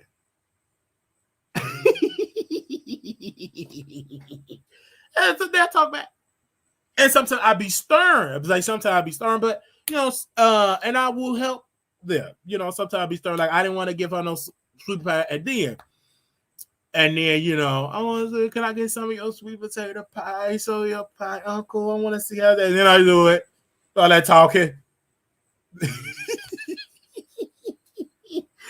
I love it. You know, I love it. And I'm not perfect, so I can't pretend like I am. But I want to be there for my nieces. And it did make me feel good taking her out. And they say, "Oh, you're a dad. Oh, okay, Dad. Make sure she get her the clever." But it really felt good. It felt good. But you do have to have a lot of patience, and you do as a parent have to be watchful. Like, you know, you have to be watchful. Everywhere you go, you have to be watchful. You have to be on the phone. You cannot be on your phone all day with your children. You got to be very watchful, because in the back of my head, you in that that jumping thing. And I remember Bernie Mac when a little white girl was in the jumping thing and she fell off the jumping and hurt her arm. So I'm just watchful. Very, very watchful. Just very, very watchful. Everywhere she goes, very right. But let her have a beautiful time there. And was I tired? Yes, my leg was hurting, but she wanted to enjoy it, and so yeah, and I worked and and had a good time. I did because I was able to meet a lot of people that was there, and it was nice. And so we're gonna take her somewhere else and everything. And I'm not gonna like always like streamline everywhere I go, multiple HD cameras. So no, but I may go like on station here for like a couple of minutes. But you're not gonna see me with HD 50 HD camera. Like, no, that's because then it's like, oh, you just exploiting for clicks and views. You know what I mean? Like, no. When it's family time, it's family time. So, but every once in a while, I might take a picture here, a little snippet video there, but it's not gonna be exploitation where I'm doing about a 6-hour stream. I'm not gonna do that on YouTube. Absolutely not. No, absolutely not. No, 15-hour streams. You're doing that for clicks and views, and it's sick that you're doing that. But people will do it. Oh, it's because they look to have you. Yes, they look to have you. So it is. I do got to take them to the Barbie movie, but that Little Mermaid ate my bank account up between popcorn and but I'm gonna take her to go see the Barbie movie. I was trying to wait, so I'm gonna take her to go see that because she want to go see that. All right. Hey, Goldilocks. Hey, y'all. Your niece be giving. Yeah, she do. She give me the business. She do give me the business. She do not play. She gives me the business. And she don't play. She do give me, but I love her though. She do give me the business. She do give me the business. Okay. And men do like we and these girls, they know this is adorable and all of that, but they bad. My mom don't like to say bad. She like to say active. Okay, let's move on. I can talk on and on and on and on and on. That's how I did the show a little early because I'm going. This Lil Durk just had me going through the whole thing. Oh wait, it's PG-13. I thought it was a kid movie. I didn't know it was. Oh no, they all better go see that. My bad. See, this is why I'm not a parent, so I don't know. I didn't know it was PG-13. I thought it was like little girls, like, oh, it's a dope movie. Then if I think about it, it's a dope. Oh no, they ain't going to see that. No, we go back and see the Little Mermaid. Okay. Oh yeah, I'm sorry. I didn't know. I didn't know it's because they said Barbie. See, that's the thing I don't like about Hollywood. Why y'all gonna call it Barbie? I'm thinking it's a kid movie. I didn't know. Ooh, I didn't know. It's for adults. Okay, I would have been so embarrassed. Thank you, y'all, for letting me know because I thought it was because I'm not into that. Oh, for like teens and adult. Okay. All right. Now I forget, especially with the head. Okay, never mind. I'm not going to those stuff. No. I'm sorry, because I thought it was a kid. When it said Barbie, I thought it was a kid because kids play with Barbies. But it's like, no, that's a grown. I knew it wasn't. Oh, that grown. Oh, I didn't know. Like, because I didn't even pay attention to the thing. Like, I didn't even pay. Oh, I'm so glad that y'all said something. I'm so glad y'all said. I'd have been embarrassed. Okay, no. So we'll probably just go back to see the Little Mermaid again. I'll go to the museum and take them out to eat. I'm so glad y'all said because he said Barbie. Wow, that is as a okay. I gotta watch that because I didn't even see the preview of that movie. I just heard about it. Okay. I didn't realize because I didn't watch the preview. My friend invited me and my 7-year-old, and I walked us out there quickly. Okay. Okay, so it's not an adult movie. Thank you for letting me know that. Your niece will come home and tell all the business. I said, kids don't want. I thought it was for kids. I thought it was for kids. My bad.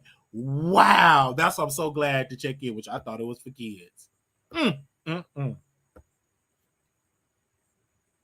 Definitely not for kids. I thought it was for kids. All right. Okay. I want to make sure that we are here. Okay, let's talk about Armon here. So, you guys, and this is what I want to tell y'all because y'all kept sending me this, and Oh, you said pay attention. You know, I never paid attention to those ratings. I'm so because PG-13 is like adults. Okay. Okay. Wow. I thought it was for kids too. I'm glad y'all said so. I thought it was for kids too. I'm so sorry. All right. Wow. Y'all had definitely said that. And I do want to say thank you all for that. Okay. Thank you for saying something about that. All right. So Armon Wiggins is on this show called The Come Up. And I'm getting criticized because I kept saying television debut because he said television debut. And I'm still saying television debut. And let me tell you why. YouTube, you're watching it on your television. Television is on apps and phones as well. So this is technically a television debut. It's on YouTube. Episode 1 was on YouTube. And many people were kind of criticizing this and saying this is like a cartoon or whatever the case may be. It's not really that great. Of course, I looked at it and it was really good. It's like an adult, but it's in a cartoon form. I said this is good. This is good for Armon Wiggins' career because what it does, it proven that he can read a script, right? He can play himself. He can read a script and he can do, voiceovers. You know what I'm saying? Voice acting, and can be a very lucrative career for him. So it's nothing bad or nothing evil for that. And I understand because I understand how he rolled. Like he wants these wins. He's an entertainer. He want to be an entertainment industry, and this is his season. It's going to be more for him.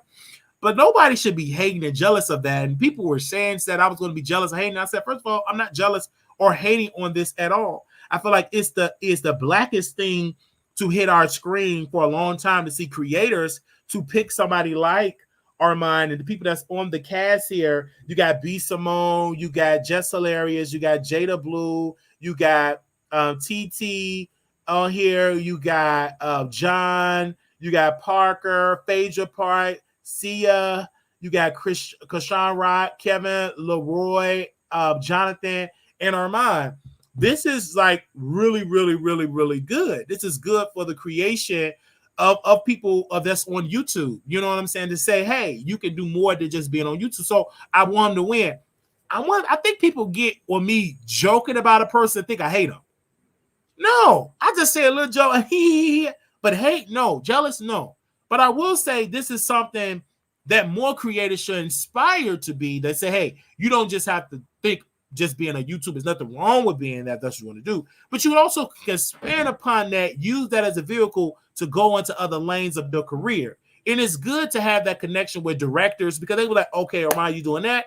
Okay, let me focus on this Armon Wiggins. Okay, can you do this little small part or this very big part in a movie as well? There's nothing wrong with that. It's good for you as your career. But let's be clear, Armon makes a lot of money on YouTube, so he can get this and don't get paid much, but just having that on his resume is amazing.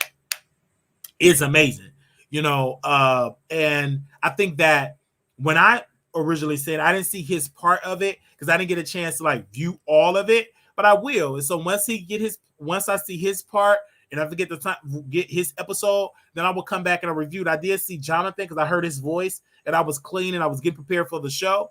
I think it's just good. And I love the fact that we can have the conversation and about somebody that started off on Facebook and started out in a garage and now living his best life, accumulating thousands of dollars a month. And now expanding into Hollywood and being around people that are household name like Phaedra and B. Simone and etc. He will be on Wild 'N Out as well. So it's multiple ways for him to continue to accumulate to make money. I just think like it was a good kiki and a laugh. But once I looked at it, I was like, again, I'm like, okay. Also, I did laugh at first, like him being a little cartoon, being a little as a cartoon, whatever. But it's good to be in the industry. Yeah, it's good to be in the industry. Like seeing Jonathan, starting doing hair, and now you're doing a voiceover. It's great. I'm not gonna sit here and drag it and call it that it's a fool and it's a flop. No, but is the views low on YouTube? Yes, it's very low on YouTube, absolutely. But everybody's views have been suffering on the product because people don't want to see long form content like that. So it's like 11 minutes, and it got like 10,000 views, and it got 460,000. I don't know if this is official 460,000 subscribers here, 11,000 views, but everybody is going through on views. So again, congratulations to Armon Wiggins. We wish him the best. We wish him all success, and we will continue to cover it. And it's on YouTube, and it's called what YouTube? Blame It on Quay. I can post the link if y'all. That's episode 1, and then they also put it on here. They said the episode 2 gonna drop tomorrow. So if y'all want to go see that, go view it, click it, and y'all can come to your own conclusion. We can talk more about it. Again, I didn't see his appearance on there. Maybe it'll be an episode. I don't know if it's in episode 1. Probably not, because I didn't get aware of that. But probably in the next episode, whenever it comes aware, we'll dive and talk about it. Yeah, we'll dive and talk about it. But it's nothing wrong with it being on YouTube. I think a lot of people, they throw shade at YouTube, but everybody's going to YouTube. Everybody created a channel. So, television YouTube is turning into a television station. So don't get mad when people say, oh, it's on YouTube. It's like everybody watch YouTube. Even television shows post episode 1 sneak preview of the episodes on YouTube. I mean, you can't really make, as a media company, as a video media company, not have a YouTube channel. YouTube is where it's at. It's a very popular platform, the most viewed and used platform out of all social media platforms. It's a worldwide entity. So yes, you should use YouTube. Why not? It's worldwide. All right. So let's move on from that. So why are we talking down on people on YouTube when all these celebrities are running to YouTube? The viewers are becoming tired of multiple YouTubers broadcasting. Yes. And so that's why you expand upon topics and you dive upon topics and you go take the extra mile and you do that. They said it's on YouTube. What's the name of it? The Come Up. You can click on that link, the Come Up. You just click on the link to come up so you save it. And that is the name of the show. And if you have any issues and problems with it, I will definitely share it on my community wall, because we want him to win and be successful. I don't want nobody to lose when you're Black, especially. I want him to win because he prayed for this, he manifested this, and he's living on the result, and he worked hard for this. Many people are hating and jealous of him now, but you weren't watching when he was in the garage and when he was on his phone, when he was in his office, at his job, in the break room, doing content. Watch when he was at AT&T and had to deal with those rude, racist customers. You didn't watch him before he even had a job at AT&T and still creating content, giving up. A lot of people watch him now, but you weren't there in those beginning stages. I was. So, of course, I will talk about him when he's winning. If you're going to talk about when he have a low moment, when stuff is leaking out his nose, why can't you talk about him when he's on a show with B. Simone, Phaser Parks, and Jonathan? Why can't you talk about that too as well and give that same energy? I think it's good. I want to see him on stage. I want to see him do plays. I want to see him produce. I want to see him write. I want to see him do his own live show. I want to see him to continue to win, because he is a talented brother that I like, that I endorse, that I view, and that I look up to. He is a big brother of mine. Do I talk about him? Do I drag his ass? Yes, I drag his ass, but I don't have to drag it every day. Today ain't one of them days. Now, he might do some fuck shit tomorrow, or even later on today, they'll be back on some fuck shit. And then people say, oh, you're fuck. No, he just did some fuck shit, and I just have to just get into that. You know what I'm saying? But right now, he ain't doing no fuck shit right now. So, of course, this is a win. So why not talk about his win? Now, tomorrow is a whole nother day. He might fuck up and do some shit, and I just go on a whole trolling spree again. But today, this is a win. So why would I troll him when it's a win? It's nothing it's no joke that I can find. Yes, it had low views, but all channels are suffering. Have been suffering in views and ad dollars. They got to do multiple. We going back to I went back to the drawing board, and there's multiple channels that I've seen have to go back to the drawing board to draw viewers in. But again, this is a win for Armon Wiggins. But of course, they don't share this with Armon because I'm not dragging him. They ain't gonna share this. But when I drag them for film, they run out their way to drag. You don't see the neighborhood ninja, you see? Nowhere around because we ain't dragging them. He ain't nowhere around. And they say flip-flop. We're going to get into Nicki Minaj being a flip-flopper. We're going to get into, so hold that when they say flip-flopper. When we talk about Nicki flipping. But, of course, you can, they will consider this as being a flip. I consider this as, I talk about what is currently going on in the market. I never hear a stockbroker being a flip-flop. Some stuff you invest, some stuff you put, oh, you ain't nothing but a flip-flop. It's called keep it in 100. Yes, Maria, it's called keep it in 100. Because, again, you change your position. You don't stay the same forever. That's stupid. Of course, I might flip on that position. Today, I'm like, this is a win for Armon. I want him to succeed. But people, they're not going to share this part because it's not messy and dragging. Yeah, they don't share, but I think it's good for him. And of course, I'm going to watch because I am a fan. I watch people that I'm a fan. Yes, I want his music career to be successful because I love to listen to music. I want purchasing music. Some of y'all do that crazy crap. Purchase music just true. I purchase music. Even if you do show you purchase music, I stream his music.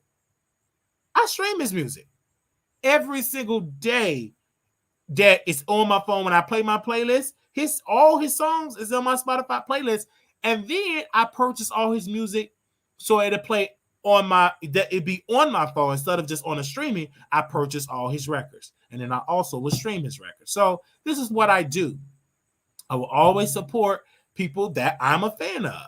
I am a fan of him. I am a supporter, but I'm not a stan that take all his crap and say it's crystal gold. No, some stuff I have to get up in there and be like, no, I'm not with that. But I'm still a fan. I think people are so used to stans, taking in the bad and good and just saying it's good when it's not, then being with a person like me being grown and still have the knowledge, understanding to criticize, but then also show some support. So I think it's good for him all the way around that he is doing stuff outside of drama. He's doing something that I'm not just a one-trick pony. I can sit and do a voiceover and really comply in a system of Hollywood, a system of producing. Do y'all hear what I'm saying? So when people were looking at this, I said, yes, I will talk about it. Of course I would. Why not? I said I would, but in the first time we heard about it, did we kiki about it on station? Yes, we started playing Teletubbies every day when we walking down the street. Everybody want to meet. And I say, hey, what a wonderful kind of day. I was playing that. We got to listen to your heart, listen to the beat, listen to the rhythm of the street. So we was playing that. We played all type of record, the Dragon Tales. We played all of that on station. And he started viewing it. This is what we do. We still a comedic show, but today is a good show. So, I think it's good. Honestly, I think it's good. So, but my producers that was in the station, we went in on it, but in a comedic way. You have to be there to see it. I forgot the name of that episode that we did. I forgot the name of the episode. One other time to grow up, I can still watch Arthur to this day. I just said I couldn't fathom seeing it with cell phones. Cause I'm like, they got a cell phone? Because we didn't see it with those. There wasn't no cell phones then when we were watching it. Yeah. The song has a deeper meaning. Yes. When we get into yes. So Armon, thank you, brother, for that. We wish him well. He got a record that's gonna come out with I think with Roly Poly, if I'm not mistaken, you guys. I'm looking forward to that. He did say the Zeus cameras was there. I think I want him to win because he makes some good music. No shade. Y'all not streaming it, of course. But y'all don't stream. Y'all don't care nothing about streaming that. Y'all like when people dragging it and cussing folks out. You don't want no like streaming that. I want you dragging black women. It is what it is. And he does that. They keep the lights on. But he also said, look, I'm gonna take a break and I'm gonna do me a song. I'm not the one. Deposit your check, okay? I'm gonna take a little break and do a video. I just wish he put the lyrics up there because I want to perform it. Anyway, moving on from that. All right. Where are we at now? I think we got 2 more subjects to get into. Ooh, I'm so glad we didn't do all 20,000 topics that I had the original list here. We got that. I want to get into Nicki Minaj here being a flip-flopper. Now, she's on TikTok, and I agree with Coi Leray because she did talk about people being on TikTok. Oh, you TikTok. She all on TikTok putting cartoons and masks all over her face on there because that's a way to stay current in the market. But I also believe Nicki needs to go outside of TikTok and really go old school and do a radio tour, go on radio stations and all of that.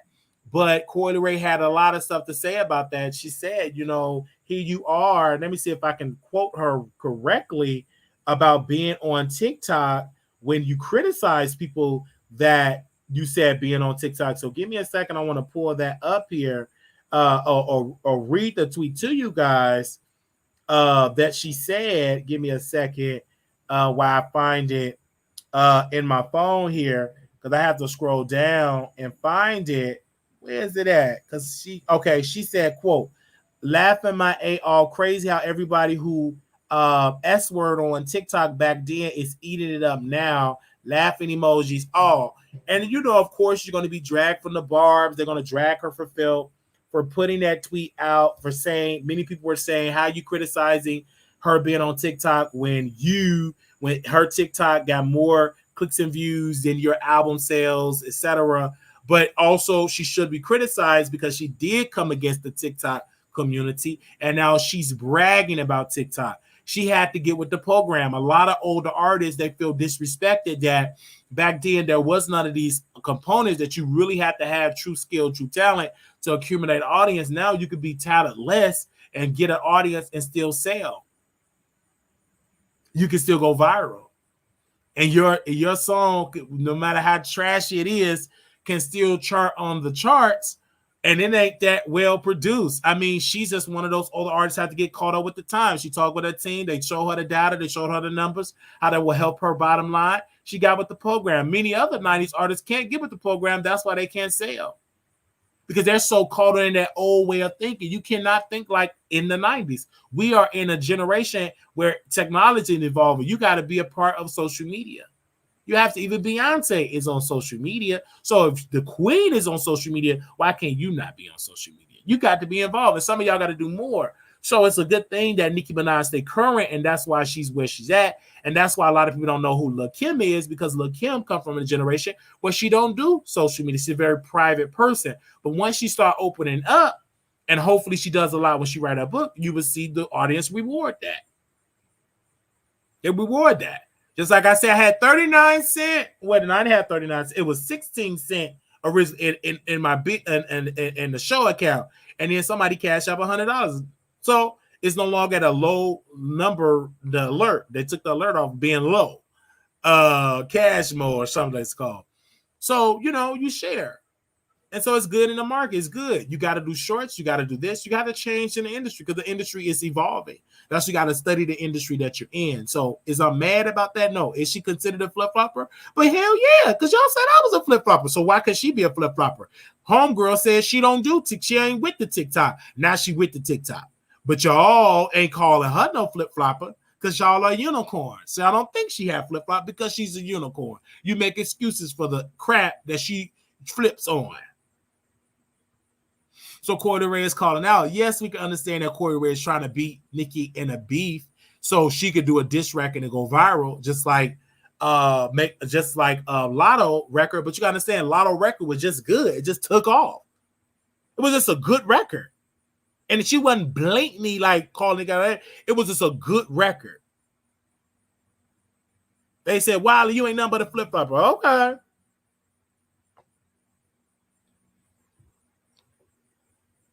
I'm a flip-flopper. But,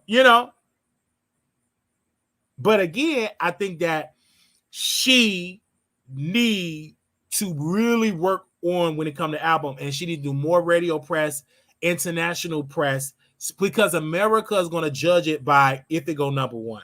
So she needs to be really good in the South and also in New York. And don't just go to New York. Go to the Southern markets, East Coast, go everywhere to promote this record. And also and then Cardi B got to compete as well. And of course, we know Nicki gonna really do it, because I do believe this album gonna go number one, because she haven't really released an album in so long. So it's gonna go number one. It's been years. All right? It's been years. So we will see how this is going to play out in the future. But is she considered a flip-flopper? Hell yes. The truth is that there were people before Nicki who felt the same way about her, that she was weak and corny. Nicki bashes things when she doesn't understand it yet. She needs to take notes to keep up. Absolutely. Did you see the Neighborhood Talk post that cringy? I love Nicki Minaj song, the Akbar release. Yeah. So I didn't see that post, but yet you got to understand about the time. I like on YouTube, long form content. That was my mindset. And then one day somebody said, player, no, like you got to do that. And this is a new industry now. You just can't depend on long form content. People want to get the tea in 60 seconds, 30 seconds, 15 seconds. And then once we did that, 145,000 views on our reels. Facebook page is growing. So, you got to learn how to go up with the time. You got to change with the where the industry is going. All right, let's just had to say that. And when her album come out, we'll be the first to talk about it. We're going to break it down track by track. But I do predict that album going to go number one, unless Cardi B released on the same day, then it will go number two. All right, let's go to... Let's get into Megann Cunniff and Milagro. All right. This woman, Milagro Gramz, have been on a rampage, you guys. She have been cussing out people on the internet, saying that this chick, Megann Cunniff, have, been spinning false narratives, and how she's been getting dragged. Megann Cunniff have been getting dragged from Tory Lanez legal team. Tory Lanez team. And then Milagro Gramz said, I don't think that Tory is innocent because of anything he did before that day. I can't speak on what a human would do. I think he's innocent because before waters got muddy and independent witness saw a fight between two women they refused to acknowledge after finding out the one had portrayed the other. No one proved that the gun belonged to his DNA was inconclusive, and he wasn't the only one with gunshot residue on his hands. Every key witness contradicted themselves on the stand. These facts are why there's no lawsuit. They exist and validate my stance. Well, that's no lawsuit because they ain't gonna waste their time. She ain't gonna waste her time suing you, because now they're talking about Megan suing Milagro. But this is the point about Milagro being jealous of Megann Cunniff. Milagro cannot stand that Megann Cunniff is on BBC. Megann Cunniff was on the Brother show that got fired from TMZ. She's all over the world, WGN News. This is the point that what Milagro have to understand is that Megann Cunniff live and breathe journalism. You just happen to talk about one case. That's it. But Megann Cunniff have been covering multiple cases all over the world. All over the LA County or whatever. She have a whole blog, a whole website where she keep people current about court documents, transcripts. She also have a YouTube channel. Why? Because she's seen the success. I think Milagro, instead of her just saying, hey girl, I'm jealous of you, she should want to criticize and dog her out every chance that she get. Dog her out. Call all these ruthless names. But you have to understand that you are talking about a journalist that have been doing her job, that know her family, her father was an attorney, her expertise go way through the way your delivery. Milagro, loud, cuss, drag, ghetto, and Megann Cunniff more of the calm side, and she do more thorough research. Milagro thinks she just reading a post on the Shade Room, and she come to a conclusion or on site and just drag with these narratives, and it come from a very spiteful, evil, malicious, disgusting place. It don't come from a place where I'm reporting the facts. It come from a place that I want to destroy you and call you disgusting looking. But clearly she don't come on camera like that. She don't. She don't come on camera. She's extremely biased. She don't come on camera, and if she do, she's gonna come on camera with a multiple thumbnails because she is severely insecure of how her eyebrows, how her nose and lips are. She's very insecure of that. She's very insecure that her skin tone is not the same as all of that high brown makeup that she wear, because she's more like on the crispy side. That the wrong being on the dark chocolate crispy side, but she have one of the lighter shades, because when you take that makeup off, she ain't that shade that you see on there, and she not that much in shape. So she talk about Megann Cunniff shape. She ain't in this shape. I'm not in this shape like that, but you still see me on camera. You still see me on camera. You don't see her on camera because she is ashamed of how she look. And then when she come on camera, she got to put all of these filters because she don't look that way. Only insecure people use 50,000 filters. And Lipstick Alley put it all out there.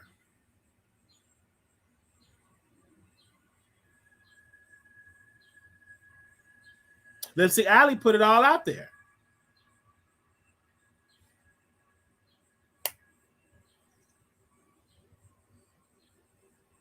All right.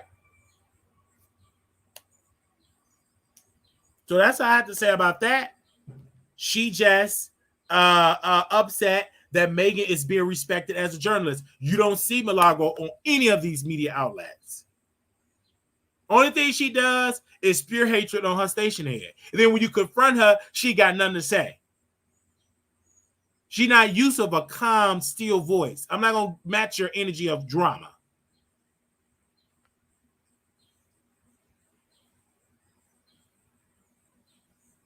Okay?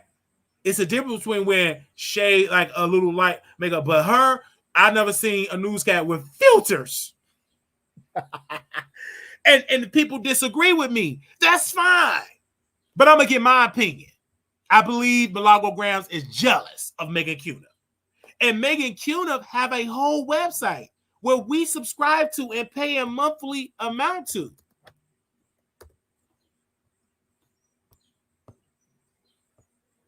She have a whole website. It is called Legal Affairs and Trials with Megann Cunniff.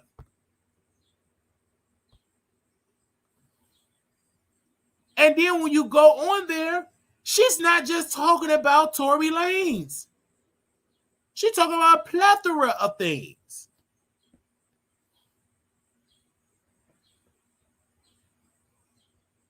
But when you listen to these black outlets, they go for a narrative. Oh, she's trying to infiltrate. You don't own this space, dummy. Sit down, stupid. How can she infiltrate something that you don't own? This is like me saying, you infiltrate, man. You ain't got no house that you own. This is open to the public. Stupid. She is a journalist. And if you disagree with that, you can call in. But most of these Milagro Gramz fans, they're not intelligent enough to have a debate. They're not.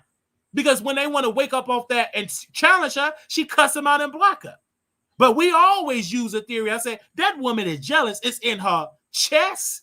Jealousy. She tweet jealousy. You ain't changing the narrative. He gonna spend a minimum of 7 to 8 years. And the way how she was breaking that, she said, I'm gonna just give my opinion, my prediction about this is what the judge say. He gonna be credited for about 300 and some odd days. He also gonna be credited for his house arrest.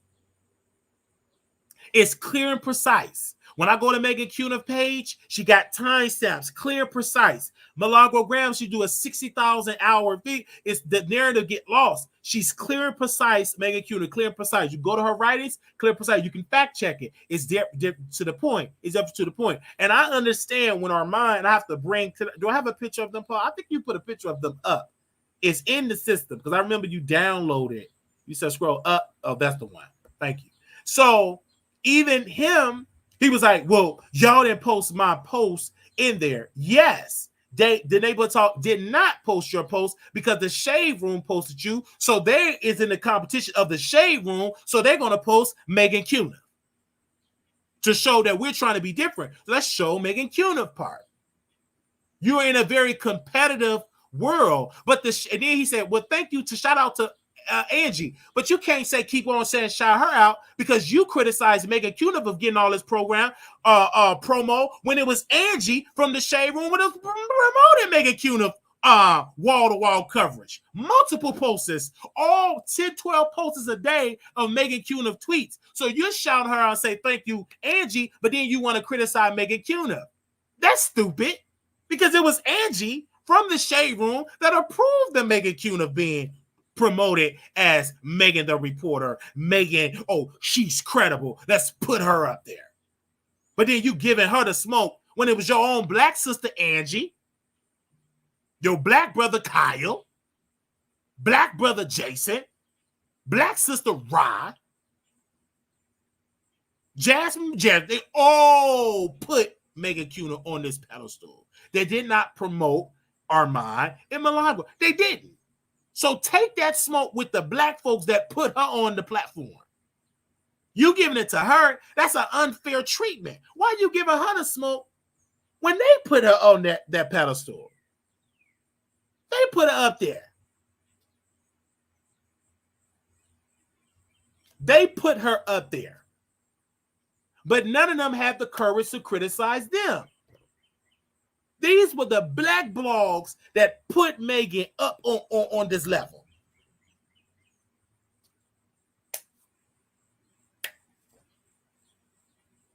All right? Because Megan have done the work.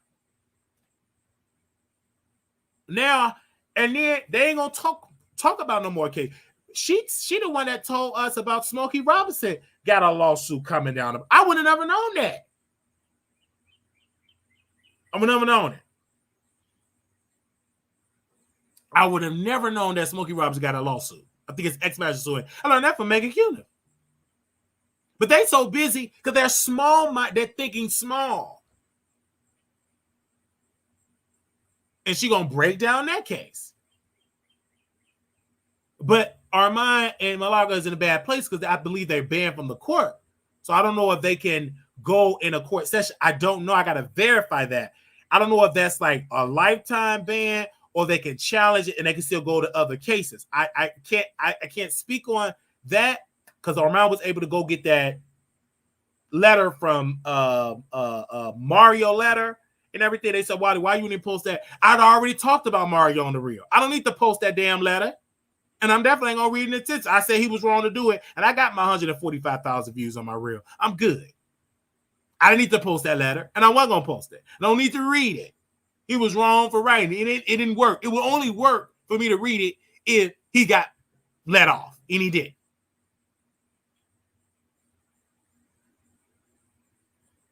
Milagro is new to this. Megan is true to that. It's just that simple. And this is the problem. This is how it is. And then Milagro gonna say to me, or Wiley doing anything, he's a troll. You a troll. Just because you got on baby hair, that's a troll. That ain't even your real hair. At least Megann Cunniff ain't got no baby hair. That's hers. That ain't your real wavy hair. It ain't. So, hey, they just doing something. So what? Why we getting a segment on your show? So what? Because you're jealous of Megann Cunniff. Yes, you are jealous of her. And what is I'm jealous of? Jealous of her being promoted on these media outlets, but you don't give them the smoke. You want to give it all to Megann Cunniff. That's the jealousy, honey. I said it. I go very direct to you. You're jealous, and your fans are delusional people. And they all with troll account. That's all they know how to do is troll. Yeah, they give money, so that's a good audience for you. They number Fox News troll, and y'all just happen to be black. It's fake news over there. Fake radio. That's your name, fake radio. All of it is fake, narrative, opinion-based. It ain't based in fact. It's fake. Fake radio over all them fake people. How you gonna criticize me? You got 50 shades of filters. Show your real without makeup. I wait. Fake fraud radio. Filter radio. She can't even show her real face. So don't you dare talk about looks, honey. Take that wig off, take off that makeup, and you would look like a whole crackhead ready to audition for Tubi. Take that makeup off. Take off that wig and go live. I guarantee they will drag you for film.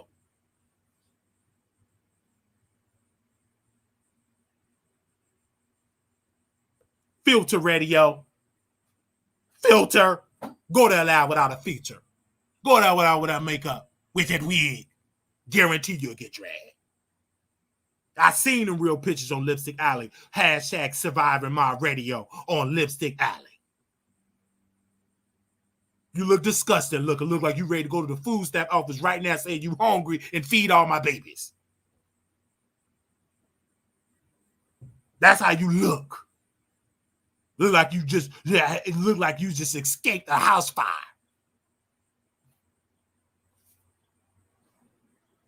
You know you are extra large in clothes, wearing a medium. All that gut leaking out. You need to wear you an extra large. You need extra fabric. You ain't no size 3. You know you ain't no size 3. You're a size 16 to 17 extra large. You need some emergency food stamp right now. Take that wig off. Snatch it off.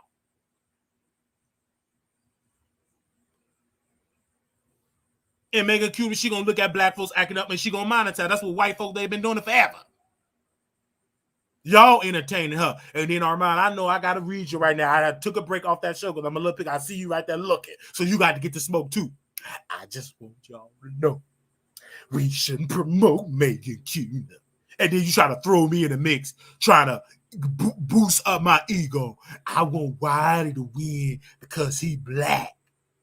And I don't want Megann Cunniff. If you wanted me to win, then bring your black man on the Wiley show, black guy. If you want me to win so much, say my name on YouTube and stop treating me like a side piece with nicknames and blocking my name off that chat.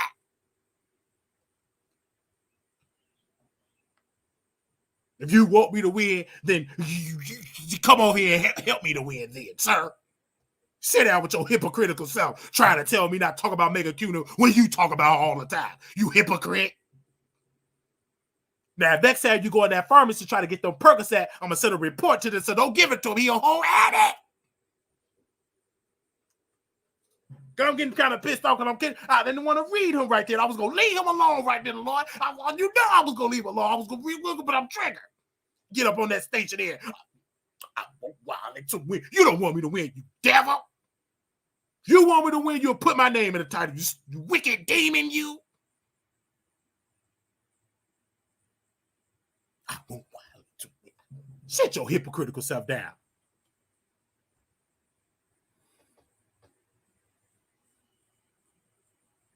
I just make it Cunniff coming in our space, and you got her name, misspelled name in that title. Everything you be telling us to do to stand behind you, you fall in and flip on the position, you do it. But you don't want us to do it. I ain't that stupid. I'm going to do it anyhow. If it help build her up, let it build her up. Who cares? She white with money. She saw you black folks getting on them click to view. What did she do with them big thick glasses? She's, I ain't gonna try to get me a YouTube channel. And she up there. We know she don't know what she doing on that YouTube channel, but she white and they're gonna sit and watch it. She got the receipts.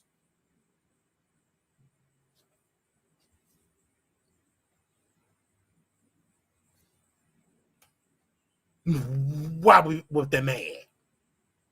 I'm not mad. You're gonna see more white people with reports of journalists on YouTube getting clicks and views. This is the industry that we in. I know y'all gonna get mad at me and drag me on YouTube and drag me in the comment. That's fine. Drag me all day. I don't give a damn. I'm gonna get my thoughts. Y'all coming from Megann Cunniff and y'all sit and drag black folks all day long. Y'all don't have no black people. Sit down, hypocrites. And then the white lady, did she get promoted? And then y'all want us all to join. Nope. Go ahead, keep getting them clicks and views.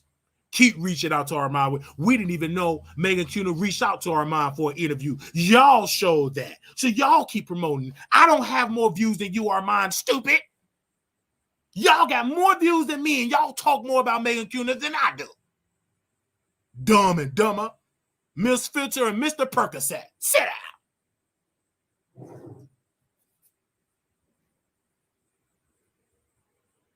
Y'all get hundreds and thousands, Miss Percocet, Miss Filter Fish. And y'all sit here and y'all talk about that woman all day, every day. And we as up and coming career, we got to be silent. Nope, not me. I'm going to say what I got to say. We don't like to be mad, but come live without that wig. And take a drug test to make sure we ain't no Percocets in there or no opioids. Then you can speak to me. Till then, hush, act like I don't exist. But you can't because you watching right now. You and Megann Cunniff taking over. And I know she in that stuff off with all that furniture and all them papers and newspaper clippings from Kennedy.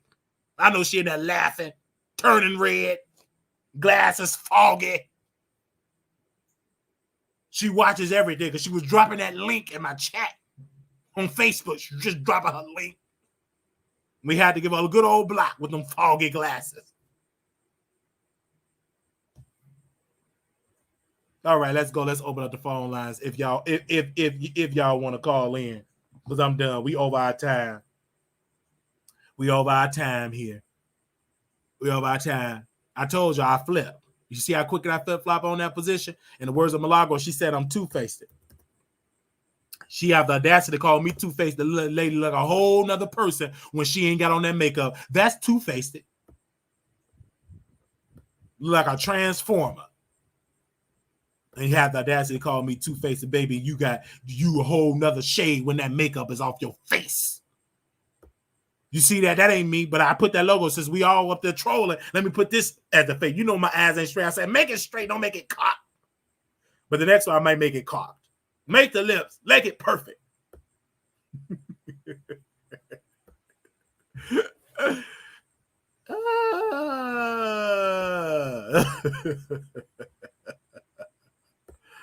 All right.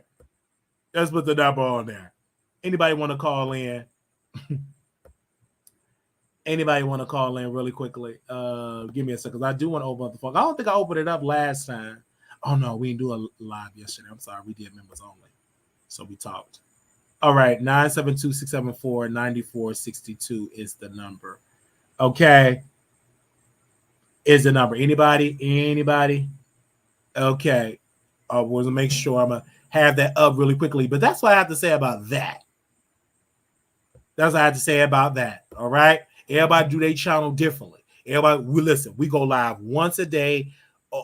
Our morning show, we do our shorts, we mind our own business, okay? But we will talk our mess. This is what I'm known for. But I also talk about positive comments as well. And if you call it from the Netherlands, you got to hit this StreamYard. Like, let's see, do y'all have StreamYard in Netherlands? Can you hit the StreamYard? I don't know. If you could hit the StreamYard, I'm so sorry. I don't know how y'all can do it in Netherlands. I never heard of that. Like, call in from Neverland. I enjoyed the political discussion. While thank you. We got political. Then at the end, we're going to drag you. All right. Anybody got something to say? Anybody? I just want to make sure. Anybody? I just want to make sure. Because don't try to call me once the show is over.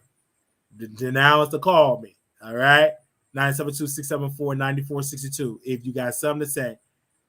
Okay, no, click on there and see if it works. If you want to use StreamYard, that's the side. Don't try to call. Oh, it's the show.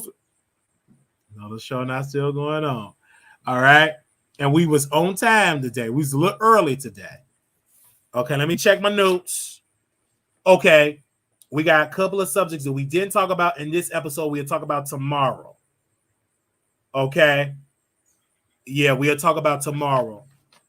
So I got see this? I got notes on here, like notes on here. We'll talk about it tomorrow. And so we taking notes and everything. So I won't get messed up. They said I don't have StreamYard. Okay. Anybody got something to say? Any questions? We're gonna end it at 12 o'clock, 1 o'clock on East Coast. Any questions? Any questions for me? Thank you for Cash Apping. Keep the Cash App because we got to put it on one. We went on our mic now. They coming on Amazon. We got to get some more stuff from Amazon. So help us, help us, help us, help us, help us. Hit the Cash App, $ Marquise Wiley 28, Zelle, WileyShow@gmail.com. We got to put more money into the platform. If you can, that'll be so great. Thank you to the people that do it on Zelle as well. That is the Cash App, $ Marquise Wiley 28. Is that we got a phone call here? Hello, you live on the Wiley Show. Hey Wiley, how you doing? Good morning. I'm doing wonderful. Okay, so Dan, you talked about a lot of good stuff today. Yeah. Especially with the government though. Especially with the government in the ghetto. I don't know why be all these rich people, from these communities. They get rich, they want everybody to support them and spend their last little SSI checks and welfare checks on some albums, some merch, a concert, and they don't come and rehabilitate none of them homes that they used to live in before they got rich. I don't understand why. I mean, and I don't know if that's like the system in itself. Once they get rich, they get scared of them white people or something. Like, or if I do too much, they go end my career and this and this No, and that. it's just that laziness. It's just for me, it's plain laziness. Like you got the resource, you don't care nothing about that community. They're bred for street. I'm from the South Side. I'm from 63rd. You don't care a damn about 63rd. How many buildings you bought on 63rd? How many commercial properties? Right, and then to make it so bad, it be cheap. Like I ain't saying that it's just cheap for like the everyday person, but it's cheap for them. Yeah, for you them got business. on the you right. Like people like I ain't gonna hold you. I know hustlers from the hood that'll sit there and try to go to legit or whatever, and they end up getting a hookup or whatever. So they buying like the foreclosed homes, the boarded up homes and stuff, and now they landlords and stuff. So if somebody that's still out there, you know what I'm saying, in the streets, if they can pull together like 10 grand or whatever, 10 G's, and buy a little house over there or whatever, get it fixed up, rent it out, why these celebrities can't do that? Yeah. Why they can't spend 10 G's and get a little crib fixed up over there? And but I be wondering like if it really is like something going on, because ain't none of that stuff in the industry black owned, you know what I'm saying? If like big white corporations behind them or whatever. And it's like, okay, if you scared they gonna take you out because you doing too much for your community, I know you still got relatives. I know somebody that you can go ahead and pass off a note to somebody to be like, hey, the community center, the Boys and Girls Club up over there on Highland Avenue or whatever. Hey, go write off a little grant to them, write them off like 10 G's a grant so they can fund some of the summer activities and stuff, or just like or somebody barbershop finna get shut down or whatever up over there. Oh dang, his barbershop getting shut down. Okay, send them like 10 G's or whatever, to keep it open. And but they spend all that stuff on necklaces, clothes, and things like that. And that's the difference between black people and white people. Like, because honestly, these people in the government, like the white supremacy part of it, yeah, they might every now and then let a couple black people run for office and win or whatever. But let's be for real. Like, it's set up for it to be how it always was. They just changed the presentation of it, the wording. You know what I'm saying? They brought black people here to slave us. Okay, so then we rebelled and we got some of our freedom or whatever. They're like, dang, well, we still overall need these people to support our economic dominance. So we ain't gonna say it's slavery, but we gonna tell them that they can't move past this area right here.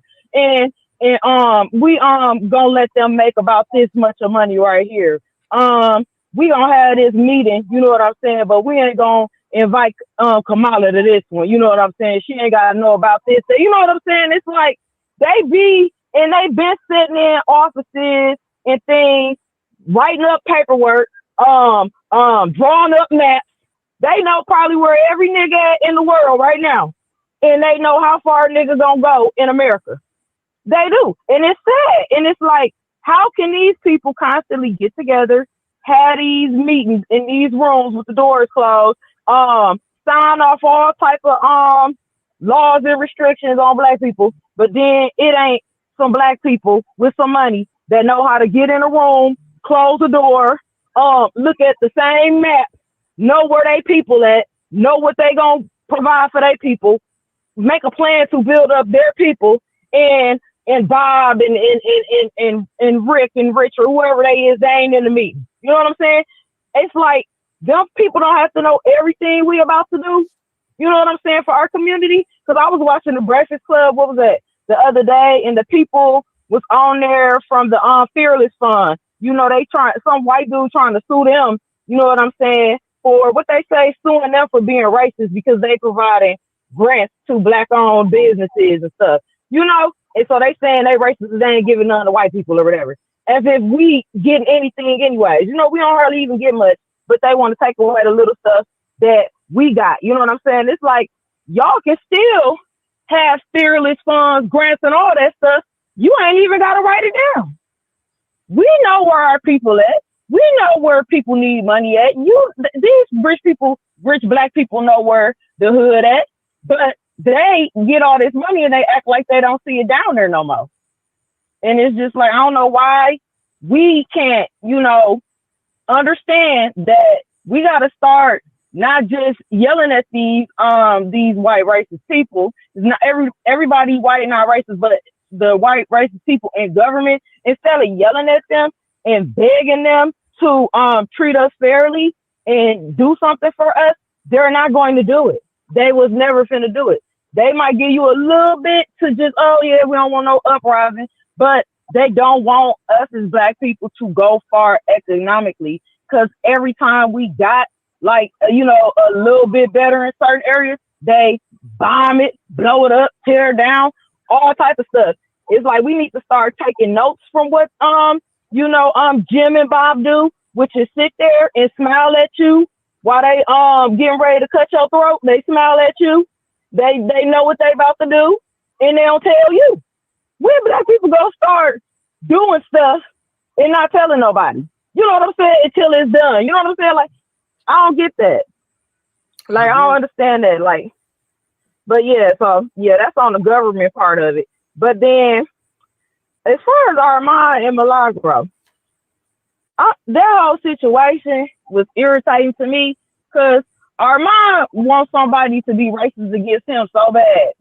And anytime somebody would tell him, like in his comments and in his chat or whatever, that Milagro had been dragging that lady Megann Cunniff real bad before he even entered the picture, he want to get mad and scream, it's not about that. It ain't got nothing to do. Y'all missing the point. No, you missing the point.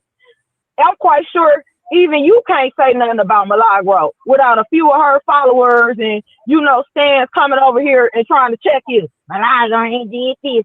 She ain't did that. You know, like, you can't even hardly talk about her in peace.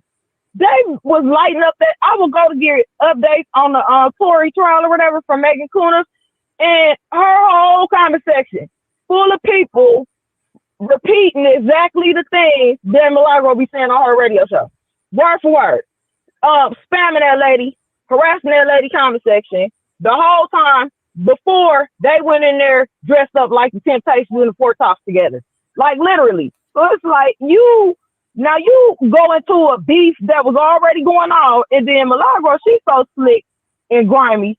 She know Armon slow, and to be honest, she'll take advantage of anybody who not listening or paying attention, because she loves to tell somebody something and leave out everything prior to, you know what I'm saying? She one of those people where you had to be there to see it, to catch it, or she gonna completely tell you something totally different. You know what I'm saying? So it's like, you are talking about I think she was, you know, shading him or whatever.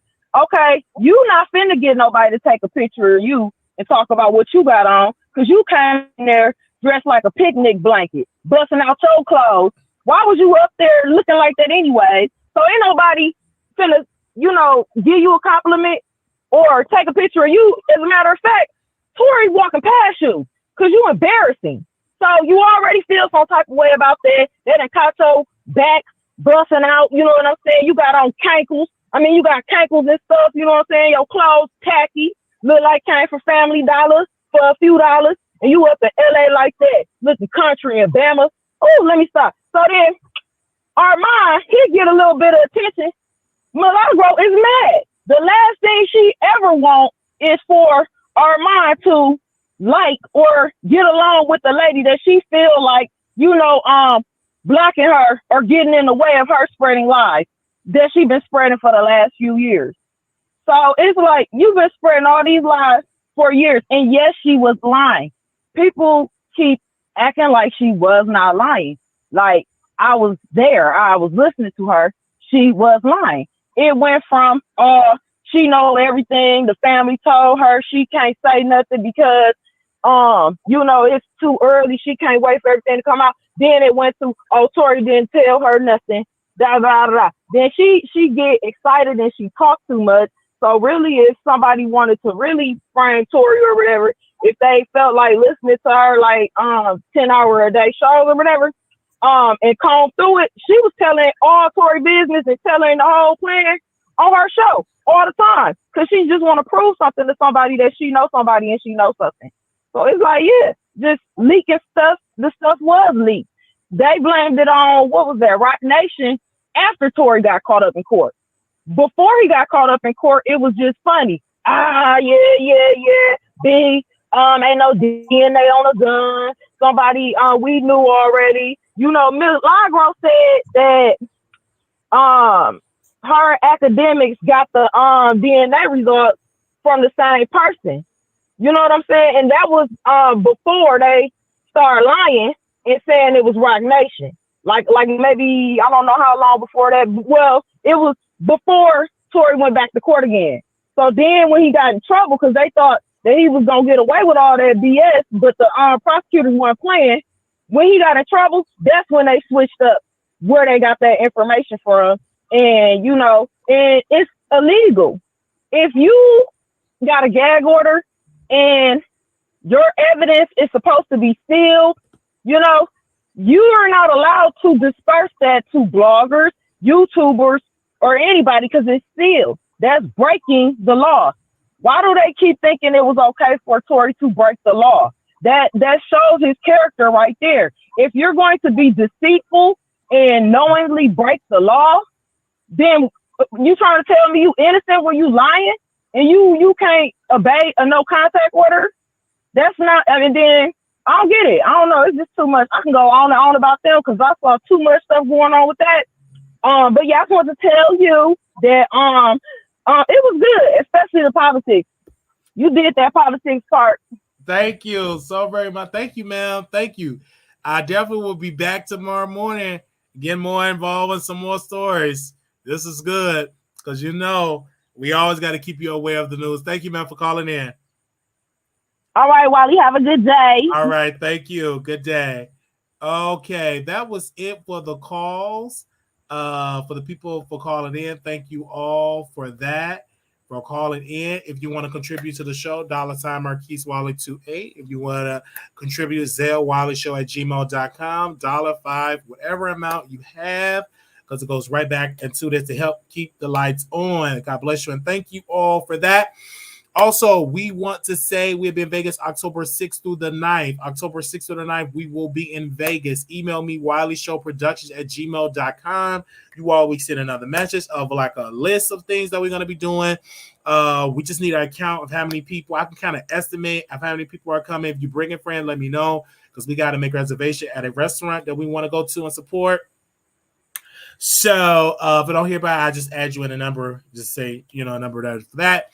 That'll be WileyShowProductions@gmail.com. And of course, the schedule is to be changed. It's just an overview of what things we're going to be doing. I got to check in with Natasha and Latavia about some other plans that we are planning on doing.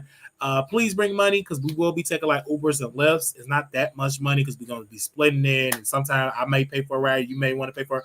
It just goes because everything is in 4 or 5 minutes away. We're not driving on 30, 40, 50 minutes. Okay. So yeah, we may get a cab and all of that, but again, I'm looking forward to seeing y'all there. That's October 6th through the 9th. I can't wait to see y'all there. I need a vacation. I've been working hard nonstop, so I can't wait to kind of chill, drink, eat, gamble, and go to the club. All right. In the words of Milagro, our missionary, little black boy, you beautiful, little black girl, you are enough. When times get hard, always remember to put God first. We will be back tomorrow morning at 10 a.m. for a members only. For our morning show. 10 a.m. members, I will upload it because I don't have time now. It takes too long for me to upload it now. When I get back, I just upload it to YouTube and stuff like that and try to get it sometime this week. So just don't hold it. So it will happen sometime this week, but I definitely have to do it and get it for y'all. All right. See y'all tomorrow. We'll be back tomorrow morning for another live. And yeah, they said Wiley's on one today. Thank you. I had to. All right. Make sure y'all thumbs up. Please thumbs up the video. Share it. And we will see y'all in the next video. Wiley Show on Instagram, TikTok, all of that. Follow us everywhere. And we will see y'all tomorrow morning. Peace.